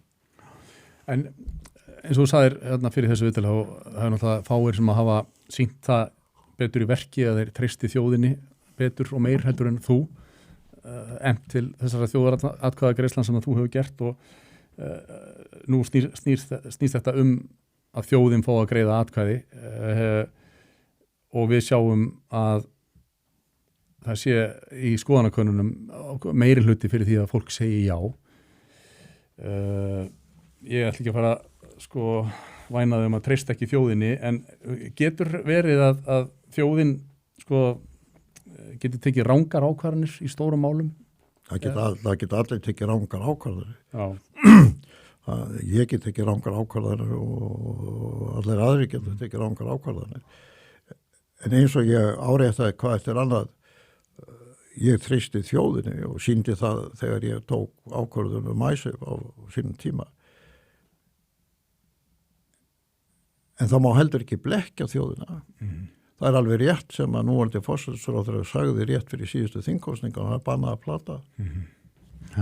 Það er bannað að plata. Þú upplifir að það er mikill blekkingaleikur í gangi. Já, því miður. Það eru margir hann er annars vegar fólkin í því að menn vilja halda umræðinni við einhver aukatriði og alls konar óvissu sem snýst það. Og svo eru menn ekkert að ræða stórumálin eða grundvallaratriðin í þessu. Og sumir segja, eins og þú réttulega lýst, já, ég ætla ekki að fara að setja mig inn í þetta núna, ég ætla að býða bara til samningi og þá ætla ég að setja mig inn í þetta, það verður önnur þjóðarverkefni. Það er mjög hæpin fullyrðing fyrir margar hlutasakir. Í fyrsta lagi er ekkit víst að það komi samningu fyrir eftir dúk og disk. Það er Evrópusambandið sem hefur það algjörlega í hendi sér. Hver lengi það samningaferli stendur og við munum þurfa að fórna miklu á þeim tíma. Og svo verð ég líka að segja það er engin trygging fyrir því að verði önnur þjóðaratkvæðagreiðsla. Nú? Nei. Af hverju túlkar það þannig? Já, það er bara staðreynd málsins. Það er ekkit í ferlinu, hvorki að hálfu Evrópusambandsins, nýja hálfu íslenska stjórnkerfisins sem gerir það nauðsynlegt að hafa aðra þjóðaratkvæðagreiðslu, alveg eins og Jóhanna og Steingrímur gátu farið í þeirra leiðangur á sínu tíma með einfaldri samþykk alþingis, að þá getur dugað einföld samþykk alþingis. En sögulega séð að þá myndi það aldrei líðast. Já, það er það sem þú segir. Þess vegna segi ég, já, ef það verður samþykkt, já, þá verður vonandi önnur þjóðaratkvæðagreiðsla, en það er engin trygging fyrir því. Í eðli sínu er þetta bara kosningalofur frá Þorgerði Katrínu að það verði önnur þjóðaratkvæðagreiðsla. Og sögulega reynslan sýnir það bæði í þingkosningunum 2009 og líka í þingkosningunum 2024 að ýmsir flokkar eiga mjög auðvelt með að ganga á bak kosningalofurðar sem þeir hafa gefið í Evrópusambandsmálum.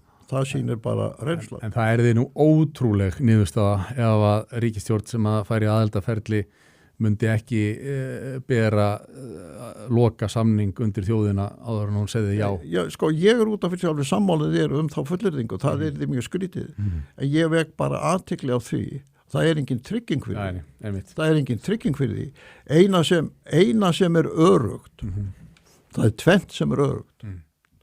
Það tvennt sem örugt. Annars vegar að þessi þjóðaratkvæðagreiðsla fer fram núna í lok mánaðar og hún hefur afgerandi áhrif. Þannig að Evrópusambandi mun túlka hana sem, ef að jáverður ofan á, sem upphafa nýju aðeldarferli að Evrópusambandi. Hitt sem örugt það að það þarf að breyta stjórnarskránni. Já. Og til þess að breyta stjórnarskránni þurfa að vera þingkosningar á milli. Þetta er það eina sem örugt, þetta tvennt. Já. Allt annað óvissu háð. Þannig að þeir sem ætla að segja já á grundin þess að það komi samningur og þá getið þeir hugsað málið og þá verður þjóðaratkvæðagreiðsla eru bara að veðja á þá óvissu að það muni koma samningur í fyllingu tímans og hins vegar að þá verður við völd þingmeiri hluti sem muni efna lofórðum að hafa þjóðaratkvæðagreiðslu. Það mjög tæft að það verði hægt að stjórnvöld geti breytt stjórnarskrá og fengi síðan kosningu til alþingis aftur og staðfest þá breytingu. Það er margar hindranir. Já, margar hindranir. Og sko í raun og veru að teiknast upp svo staða sem er svona enn eitt dæmið það hvernig hlutinni geta óvænt gerst. Að það að teiknast upp svo staða að ef já hefur meirihluta þá verður forystusveit samfylkingarinnar í raun og veru bara hásettar á þessu Evrópusambandsskipi sem Þorgerður Katrín mun stýra fram að úttitta kjörtímabil sem kannski eða kannski ekki mun. Já, þetta algjörlega á forræði utanríkisráðherrans. Já, algjörlega. Íslensk stjórnskipun þannig. Samfylkingin yrði bara hásettar á þessari skútu. Þannig að það að teiknast upp sá möguleiki ef maður svona setur upp hatt stjórnmálafræðingsins að þeir sem að láta sér andum stjórnarforystu samfylkingarinnar og þeir sem láta sér andum viðvarandi áhrif og forystustöðu samfylkingarinnar í íslensku stjórnmálum ætti raun að vera að fagna nei í þessari þjóðaratkvæðagreiðslu. Því að ef að jái verður ofan á, þá blasir það við að restina þessu kjörtímabili verður forystan í ríkisstjórninni í höndum þeirra sem stjórna þessum Evrópusambandsleiðangri og samfylkingin á þá hættu að í næstu þingkosningum fari nákvæmlega eins fyrir þessari ríkisstjórn og samfylkingunni eins og Jóhönnu stjórninni og Jóhönnu tímabilinu í samfélkingunni á sínum tíma. Þannig að þetta er skammvind tímabil forystu fyrir þennan flokk. Og þannig geta stjórnmálin stundum verið skrýtin að með því að opna á þennan leiðangur með þessum hætti og halda á honum með þessum hætti að þá þetta svo hætta sem að allir þeir sem láta sér andum ríkisstjórnarforystu samfylkingar og samfylkingar í íslensku stjórnmálu þurfa að íhuga vandlega vegna þess að sporin frá Jóhönnu stjórninni hræða í þessum og þess vegna hélt ég eins og ég hef lýst á sínum tíma hélt ég í alvöru þegar þessi tímasetning 2027 var í stjórnarsáttmálanum að nú ætti að taka allt árið 2026 í ítarlegar og efnisríkar og vandaðar umræður þetta mál en ekki bara svona á hlaupum eins og við höfum verið að sjá síðustu vikunar og sjá næstu 3 vikunar sem eiginlega ekki nokkri lýðræðis þjóð svona bjóðandi og það tekið allt árið 2026 í svona vandaðar umræður með þáttöku háskóla samfélags, erlendra sérfræðinga, innlendra sérfræðinga, samtaka, almennings, fjölmiðla og svo framvegis. Og síðan þið svona í ársbyrjun 2027 í ljósi allar þeirra viðtæku umræðu og í kjölfar hennar ákveðið að hafa einhvern tímann árun 2027 þessa atkvæðagreiðslu Þannig hefði verið staðið við þau fyrirheit sem voru gefin í stjórnarsáttmálanum en þjóðinni sín sú virðing og Íslandingum að gefa þeim tíma og tækifæri til þess að fara í ítarlega og efnislega umræðu en ekki með svona írafári sem hefur leitt til þessar svona margháttaða delluverk sem hann þurft að glíma við í þessari umræðu. Og búið að kljúfa þjóðina alveg í tvennt og taka frá okkur súrefni. Já, ef einhver hefði sagt það sko fyrir tæpum 2 árum síðan við þessa ungu kynslóð sem var að taka við forystu lýðveldisins vegna það er það sem gerist á bestastöðum þegar tilvonandi ráðherrar mæta og skrifa undir embættisbréfin að þeir fá framkvæmdavaldi í sína hendur, þeir fá forystu lýðveldisins í sína hendur. Að innan við það var minna en 2 ár sem þurfti að líða. Þangað til það blasti við að það var ekki búið að ná þeim árangri í efnahagsmálum sem að lýst var yfir í upphafi eða ætti að ná. En það væri hins vegar búið að kljúfa þjóðina í herðaniður á þann hátt sem að engin fordæmi eru fyrir.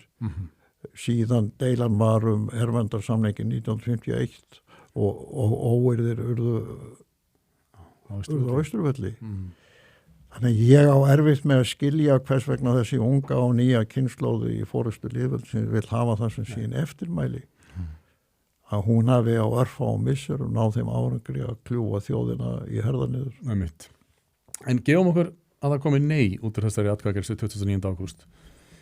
Hver er þá staða Viðreisnar í þessu stjórnarsamstarfi og bara í íslenskri pólitík almennt? Sko, ég var nú áðan svona augnablik að setja upp gamla stjórnmálafræði hattinn. Sko. Ég kann vel við það. Þó maður eigi nú kannski ekki að leyfa sér það. Ég held að svo þversögn geti blasa við að það væri betri kostur fyrir Viðreisn að negið eru ofan á. Hvernig þá? Ég vegna þess að þá getur hún haldið áfram að veifa þessari draumsýn. Já. Þá getur hún haldið áfram að veifa öll þessu rökum. Þá getur hún haldið áfram að segja það er þetta gósenland sem hérna blasir við. Já. Það er eins og sumir segja að það sé betra fyrir Ingu Sæland að vera í stjórnarandstöðu. Það sem getur... Já, ég veit hann var ekki, ég benna mikla virðingu fyrir Ingu. Já. Nei, en það liggur bara í hlutar þessi eðli að alveg eins og hér áður fyrir sko var auðveldar að tala sæluríkið í austri fyrir þá sem voru lengst í vinstri í íslensku stjórnmálum að þá geti það bara verið betri staða fyrir Viðreisn. Vegna þess að ég tel að ríkisstjórnin geti alveg haldið áfram og Viðreisn geti verið áfram með ríkisstjórninni og það þurfi ekki að breyta ríkisstjórninni þó að komi nei í þessari atkvæðagreiðslu. Alveg á sama hátt og ég taldi að það þyrfti ekki að breyta ríkisstjórninni þó að kemi nei í Icesave á sínum tíma. En ég held að fyrir langvarandi stöðu Viðreisnar þá væri eiginlega miklu betra fyrir hana að fá að halda í draumsýnina með því að neiðu ofan á og geta haldið áfram að veifa þessum skillibóðum framan í þjóðina heldur en að þurfa að mæta eftir tæpan meirihluta fyrir já í Brussel og þurfa að standa við öll stóru orði.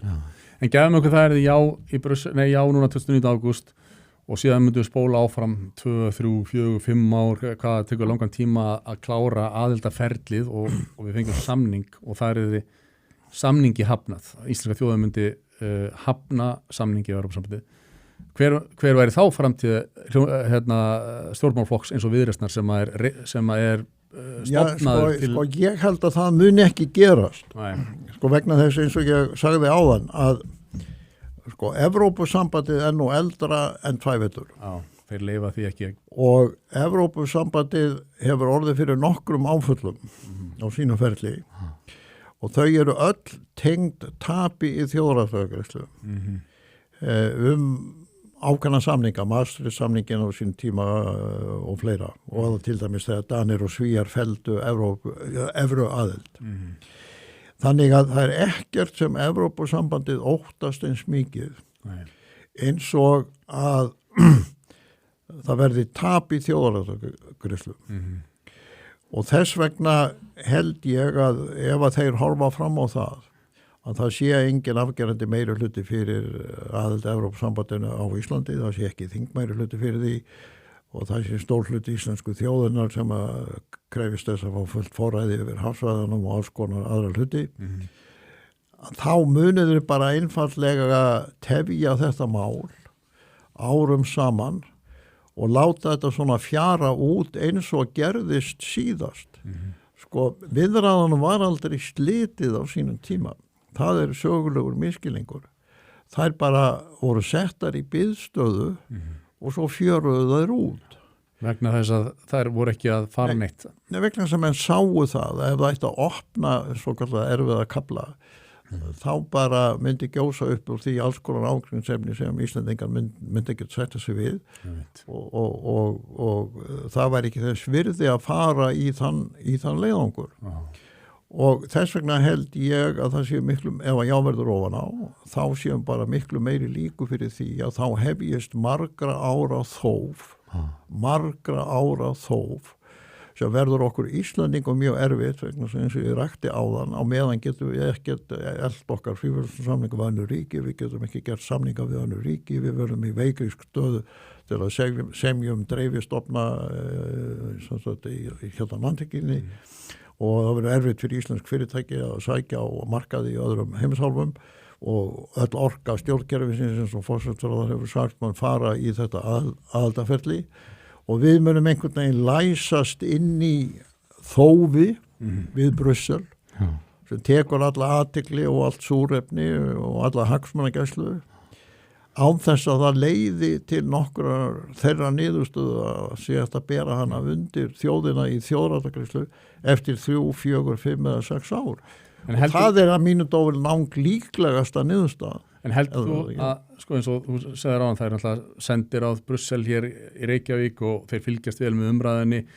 Heldur að kommissarar í Brussel sem eru meðvitaður að það sé stór miskilningur í gangi hvað þetta þýði hérna á Íslandi, heldur að þeir hugsi það er betra að fá Íslandi inn á fölskum forsendum og að vera í þófi við þau í mörg ár eða það er eiginlega bara betra að þið segi nei núna 29. ágúst því að þetta er aldrei að fara að ganga. Ég hef satt sér ekki hugmynd það.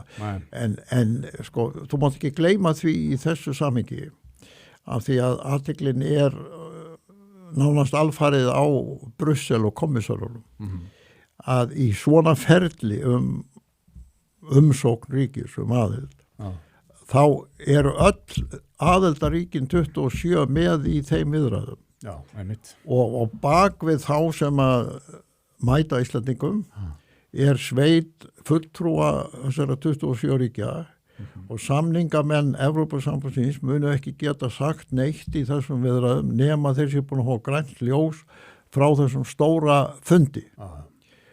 Og að því leyti eru þetta samningaviðræður við miklu flóknara kerfi heldur en bara einhvern sjávarútvegskommissar í Brussel og í þessu samhengi skiptir náttúrulega engu máli hvað slíkur maður segir í kurteisiskjali við íslenska ráðherra og í þessum sem menn gleyma því stundum hvað þetta er mikið kerfi, hvað þetta er sko útfært og háþróað ákvörðunarferli með þáttöku embættismanna Evrópusambandsins annars vegar og embættismanna einstakra ríkja hins vegar og svo framvegis og það er þetta mikla víravirki sem við þurfum að mæta og það er bara sko, létt verk fyrir þess að sveit að láta þetta dragast á langin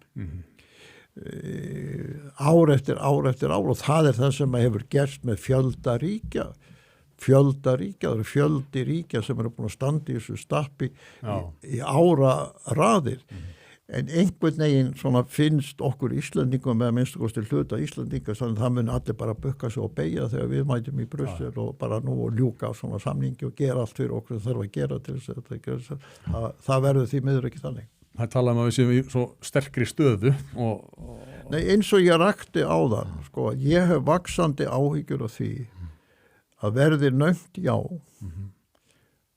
og í ljósi þess það er ekki þingmeirihluti fyrir aðild og í ljósi þess að stór hluta af þeim sem segja já verða að gera það ekki vegna sem gangi Evrópusambandið heldur bara þeir vilja svona kannski sjá einhvern svona samning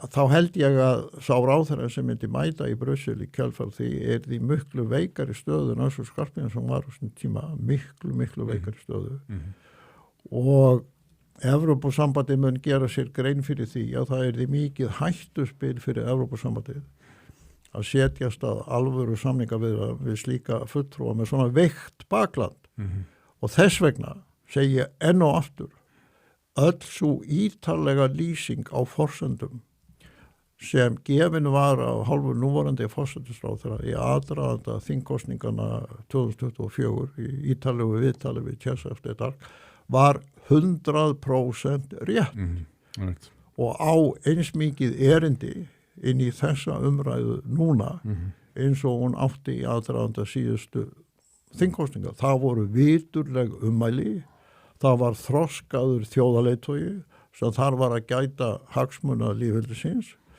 og kannski ættu allir bara að spila það aftur. Já. En eins og þú sagðir áðan að þá yrði málskotsrétturinn, hann yrði veigaminni að tekin úr sambandi. Já, það yrði stór hluti af því regluverki sem Íslendingar yrðu að hlýða fyrir utan áhrifasvið málskotsréttarins. Málskotsrétturinn eru bara bundin lögum sem samþykkt er á Alþingi. Já. En hefði einmitt til dæmis ef að Icesave málið, ef það við hefum verið í Evrópusambandinu þá hefðu við samt geta beitt málskotsréttinum af því að þessi Icesave lög þurfti að semja í sölum Alþingis, er það ekki? Jú, en sko, horfðu bara á Grikki. Ég meina, Grikkir voru í nákvæmlega sömu stöðu við. Já, þeir réðu engu sína vegferð. Nei, og við hefðum aldrei getað náð okkur út úr þessari fjármálakreppu eða út úr þessari deilu við Breta og Hollendinga nema af því að við höfðum 100% forræði á eigin málum og gátum beitt málskotsréttinum og sjálfsákvörðunarrétti rétti íslenskra stjórnvalda með fullum myndugleika. Þannig við hefðum ekki getað hafnað Icesave samningunum með sama hætti ef við hefðum verið aðilar að Evrópusambandinu. Nei, vegna þess að sko, samningurinn hefði aldrei verið með þeim hætti vegna þess að þá hefði Evrópusamband betra beitt samskonar þvingunum gagvart Íslandi eins og Frakkland og Þýskaland gerði gagvart Grikkjum, gleymdu því ekki að forsætisráðherra Grikkja Gjós Papandreou mætti í Brussel og ætlaði að hafa þjóðaratkvæðagreiðslu heima hjá sér á svipaðan hátt og þá sögðu bara Frakkar og Þjóðverjar nei takk. Já, og við munum bara beita þig alvarlegum þvingunum og hann var að fara aftur tilbaka til Aþenu og aflýsa þjóðaratkvæðagreiðslunni. En má ég minna á það líka sem mennum nú búin að gleyma í þessar umræðu og það er þess vegna mikilvægt að Karl Baudenbacher fyrrverandi forseti EFTA-dómstólinn mun tala hér í hátíðarsal Háskólans næstkomandi mánudag. Og í þessum þætti líka? Já, og ég tala nú ekki um var náttúrulega komið til þín. En sko, þegar þjóðin tvígang var búin að hafna Icesave samningunum í krafti málskotsréttarins af því að samkvæmt íslenskri stjórnskipun hefur íslenska þjóðin æðsta vald í lagasetningu. Þá ákváðu Bretar og Hollendingar að höfða mál gegn Íslendingum fyrir EFTA-dómstólum. Hvað gerði Evrópusambandið? Hvað gerði Evrópusambandið? Þessi klubbur sem er núna verið að segja okkur að sé hakkvæmt fyrir okkur að ganga inn í. Já. Hvað gerðu þeir? Þeir gerðust aðilar af málinu með Bretum og Hollendingum. Já. Það var engin nauðsyn fyrir þá að gera það. En þeir töldu bara svo mikilvægt að Íslandingar töpuðu að þeir tóku þau upp hjá sjálfum sér að gerast málsaðili gegn Íslandi með Bretum og Hollendingum. Lögðust á áratnar. Meira en það. Bara gerðust málflytjandi gegn Íslandi fyrir EFTA-dómstólum og það verður þess vegna mjög fróðlegt fyrir Íslandinga að hlusta á Karl Baudenbacher í hátíðarsal Háskólans næstkomandi mánudag og ég held að verði sjónvarpað og útvarpað frá þeim fundi. Það verður engin erlendur lögfræðingur haft meiri áhrif á farsæld Íslands heldur en þessi fyrrverandi dómsforseti EFTA-dómstólsins og ég fullyrði það að það hefur engin jafn víðlesin og virtur sérfræðingur í Evrópurétti mætt hér til Íslands til að fjalla þessi mál eins og Karl mun gera í hátíðarsal Háskólans eftir næstu helgi. Og það er satt segja merkilegt að enginn af þessum jásinnum hefur lagt í að útskýra það af hverju eigum við núna að sækjum aðild aftur að klúbbi sem tók það upp hjá sjálfum sér að leggjast á árar gegn okkur í erfiðustu milliríkjadeilur sem Íslandingar hafa staðið í á þessari öld. Akkurat. Það ekki minnstakosti umhugsunarvert í þessari umræðu? Hefur þá þessi klúbbur breytt einhvað eðli síðan þá var? Eða það ekki verst umhugsunar hvernig þeir létu verkin tala? Gagnvart hagsmunum Íslands og þeir gerðu það alveg skýrt og það var enginn að knýja þá til þess. Þeir töldu bara mikilvægt að gera það sjálfur að sýna Íslendingum í tvo heimana. Alveg rétt. Herðu, við erum nú svona komnir á seinni hlutan eða nálægt endanum hérna myndi ég að segja, en mér langar rétt í lokin, fyrst ég með því bara þessi forsetatíð þín sem var óvenju löng fyrir það fyrsta, þannig að enginn hefur setið lengur á forsetastóli heldur en þú, 20 ár og það gekk mikið á, en það er nú allir sammála að þetta hefur verið mjög farsæll ferill forseta. Hvað er að þínum að það sem að helst stendur upp úr á þessum ferli þegar þú varst 20 ár á Bessastöðum? Það er mjög erfitt að svara því vegna þess að þetta var svo margbrotin tími og þetta voru svo margvísleg verkefni bæði hér heima og á alþjóðavettvangi.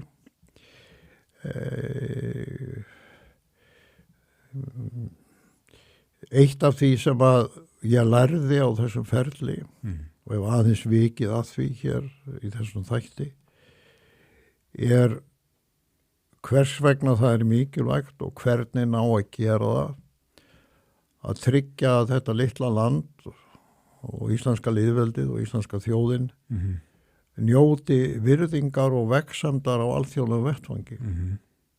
Það eru 200 ríki í veröldinni.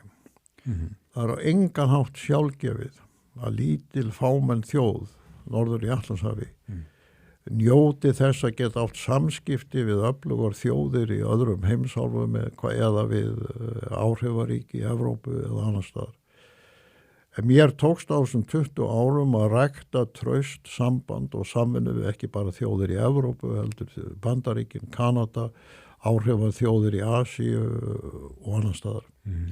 Og það er þess vegna sem ég er svona annt lýðveldið og framtíðarstöðu Íslands vegna þess að ég lærði það á þessum 20 árum hvers konar vandaverk það er að tryggja stöðu og hagsmuni Íslands og gera það fullum myndugleik og með efnislegu innihaldi og fullum rökum. Og ég veit líka vegna þeirra reynslu að margar þjóðir því miður eru með þann sess að það tekur enginn þær mjög sérstaklega alvarlega. Og við þurfum að passa það mjög vel að eins og ég sagði í þessum þætti það sé ekki hlegið á okkur, sé ekki gert grín á okkur og við höfum full rök og fullan myndugleika fyrir því sem við gerum. Og þetta er ekki sjálfgefið. Þetta er það sem forystumenn lýðveldisins þurfa að rækta og kappkosta í samskiptu við aðra þjóðir en ég held að ferillin á þessum 20 árum sýni það hins vegar að það er hægt. Hitt atriði sem að skiptir miklu máli, það er að forsetinn njóti trúnaðar þjóðarinnar.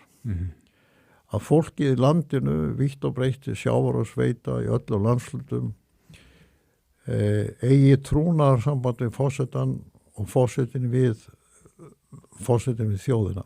Og hvernig tryggir sitjandi forseti Já, það er með margvíslegum hætti. Ég fór margar ferðir landið. Ég lagði mikið upp úr því að heimsækja byggðarlög og verja þar löngum tíma. Fór í heimsóknir í nánast allar sýslu landsins og var marga daga í hverri heimsókn. Átti viðræður við fjölda fólks, vítt og breytt byggðir landsins. Kappkostaði það og sem væri alltaf að auglýsa það sem þetta var bestu. Og þessi trúnaður milli forsetans og þjóðarinnar er hinn þátturinn í farsælu forsetastarfi. En líka þess að þjóðaratkvæðagreiðslur sem þú emdir til sem að... Já, en glemdu því ekki að þegar ég ákvað þjóðaratkvæðagreiðsluna ICEF, þá var nánast allt svona establiserað vald í þjóðinni á móti þeirri ákvörðun. Og sumir gengur svo langt að segja að með þessari ákvörðun væri að fordæma Ísland til útskúfunar úr einum siðmenntaða heimi. Við erum Kúba norðursins og ég noti fræga setningu og margt af því fólki sem hefur núna verið að ráðast á mig fyrir að vera að reyna að gæta hagsmuna lýðveldisins og sjálfstæðisbaráttunnar og réttinda Íslandinga í þessari umræðu núna réðst á mig á þeim árum að jafnmikilli heift og ósvífni eins og það hefur gert undanfarnar vikur á alls konar samfélagsmiðlum út af því sem ég hef sagt í þessu máli og þá það kjölfesta forsetans í slíku gerningaveðri þegar ríkisstjórnir ráðherrar og sjálfskeipaðir spekingar og aðrar herdildir og samfélagsmiðlum að ráðast að forsetanum að miskunnarleysi og heift og ósvífni.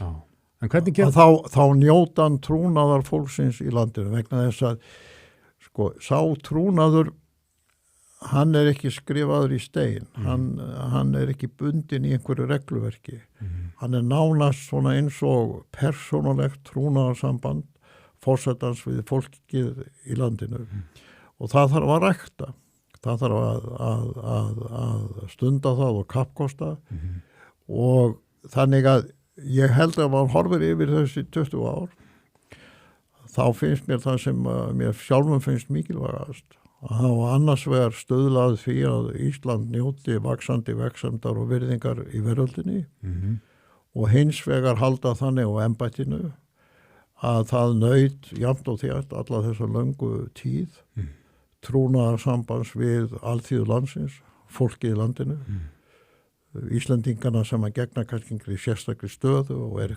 kannski sérstaklega áhrifaríkir á samfélagsmiðlum en mynda kjarnan í þessari þjóð.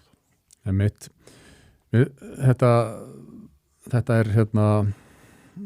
ég skil vel hvernig þú setur þetta fram en það samt sem áður þannig að embættismenn og þjóðhöfðingjar öll eru við mannleg og það mjög ríkt í okkur og embættismenn að sko ríkjandi straumar og sem sagt ráðandi öfl hverju sinni ef þau ráðast að manni sko, í fyrsta lagi þá reyna þeir að haga þeir þannig að það sé ekki ráðist að manni þeir dansa og syngja í takt að þeir vilja ekki að það sé ráðist að þeim og ef það ráðist að þeim að þá verður þau mjög fljótir að bakka þannig að það meira en að segja að vera þessi kjölfesta þegar að vindurinn skellur svona á manni. Varst þú alveg viss? Hvernig kannstu staðið þetta þeir? Þess að ég segi, embættismenn flestir held ég hefðu bara hreinlega ekki látið sko bjóða sér upp á það að lenda í slíkum stormi þeir voru ofhræddir við álit mikilsvirtra manna bæði í fjölmiðlum, akademíunni, stofnunum og víða að þeir hefðu bara hreinlega ekki þorað í þennan slag. Hvað gerir þig svona sér á báti hvað þetta var? Já, kannski svona í léttum dúr og ætti byrja á að svara með því að segja að það nú svona vestfirðingur í mér Gróska vestfirðingsins sem gerði mér þetta kleift sko. Allir virðingu fyrir fólki sem ættað og öðrum landslutum Ég meina þegar að fólk að fullir að við verðum Kúba norðursins og þú setja dæmi okkur til útleðar. Já, en svo ég reynir nú að svara því kannski aðeins ríkari hátteldur en segja bara svona við vestfirðingar erum alveg tilbúinir að róa einir á báti þó að sé hvast og stormur úti. En sko ég bjó náttúrulega að ýmsu. Í fyrsta lagi hafði ég ríka akademíska menntun. Ég hafði fjölþætta menntun frá Bretlandi í hagfræði, þjóðfélagsvísindum, doktorsprófið í stjórnmálafræði. Ég hafði kennt stjórnmálafræði og byggt upp félagsvísindin við Háskóla Íslands. Þannig að ég þekkti sjálfur mun betur mörg af þeim rökum sem að þetta lið var að veifa. Ég hafði líka fyrst sem fulltrúi á þingi Evrópuráðsins í Strasbourg og síðan sem formaður í alþjóðlegum þingmannasamtökum frá því rúmlega 1980 og fram að því að ég var forsti. Áttu viðtækt samstarf við forustu fólk bæði í Evrópu, Bandaríkjunum, Asíu og víðar. Átt samstarfið suma færustu embættismenn þeirrar tíðar, suma helstu sérfræðinga Bandaríkjana á ýmsum sviðum og taldi mig þess vegna svona intellektualt. Geta alveg metið stöðuna án þess að þurfa að fara í smiðju einhverja sérfræðinga, þó ég beri virðingu fyrir þeim. Ég var þannig nestaður af mínu námi, mínum fræðastörfum, mínu alþjóðlega starfi árum saman, að ég gat verið í fullum tréun og átt við málflutning þessara afla sem þú varst að lýsa. Og það var auðvitað það sem gerðist í kjölfarið á ákvörðum minni. Þegar ég fór nánast einn í allt fjölmiðlakerfi heimsins, BBC, Sky, CNN, Bloomberg, Reuters og allt þetta lið. Mjög eftirminnilega. Já, og var nánast bara eins og einn á hestinum. Af því að einhver aðrir voru með þeim sama hætti að halda fram málstað Íslands og flutti þessi rök. Og það sátt á móti mér margir af svona helstu fréttahaukum heimsins. Frægast var nú þetta viðtal við breska sjónvarpsmanninn. Já, Jeremy Paxman. Já. Og ég hafði vegna menntunar og þessara þjálfunar í fullum trém við þeirra málflutning og það sem gerðist, það var merkilega smátt og smátt, fóru þeir bara fallast á mín rök. Þannig að 2011-2012 var þetta eiginlega orðið að vera í þessum viðtölum við þessar alþjóðlegu sjónvarpsstöðvar eiginlega orðið dálítið vandræðalegt vegna þess að þeir voru eiginlega allir orðnir okkar máli. Já.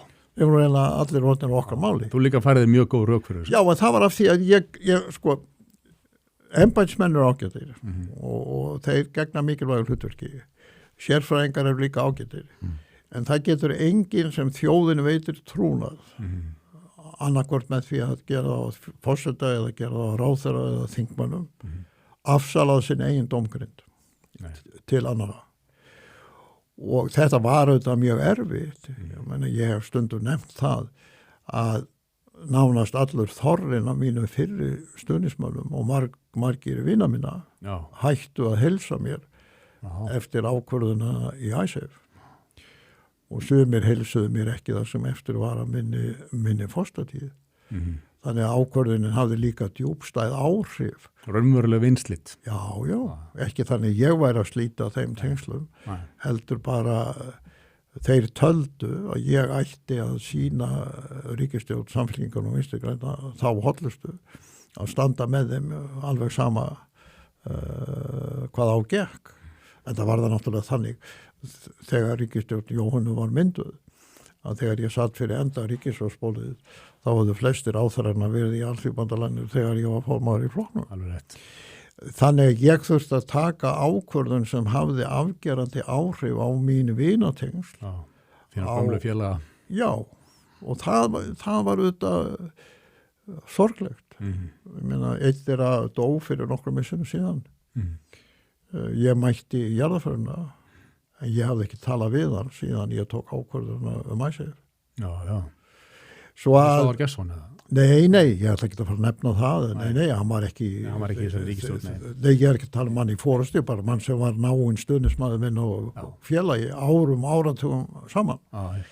En þess vegna skiptir miklu máli þessari umræðu núna að halda sér við efnisþættina, halda sér við það sem raunverulega skiptir máli, hafa burði til þess að greina stöðu Íslands og taka ekki þátt bara í einhverjum dansi sem annarkvort mótast af því sem sagt á samfélagsmiðlum hérlendis eða ellendis og átta sig á því að við erum núna að takast á grundvallar hagsmuni íslenskar þjóðar og svo ákvörðun sem við tökum getur haft afdrifarík áhrif í áraraðir á stöðu Íslands og það er ástæðan fyrir því að ég ákvað að ganga út úr þessu skjóli sem ég hef haft síðan ég hætti sem forseti og hætta mér út á þennan umræðu völd meðan hann smæta hérna hjá þér þó ég viti það að ég muni fá yfir mig holskeflu af óhrúðri og ósýfni og hérna gaggrinni og skýrkasti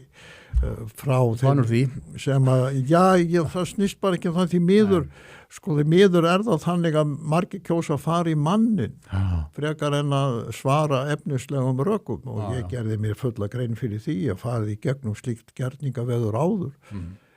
En eins og ég sagði við þig og sagði í Sjálfstæðissalnum, mér ekki samum lýðveldið, mér ekki samum árangurinn af baráttu fyrir kynslóða og það sem hefur gert okkur kleift að verða þjóð meðal þjóða á þann hátt að geta sjálf ráðið samskiptum okkar við önnur ríki alfarið. Ég held að þetta sé bara prýðileg loka orð og ég vil bara þakka þér kærlega fyrir að hafa gefið þér tíma og koma með þitt innlegg í þessa orðræðu alla.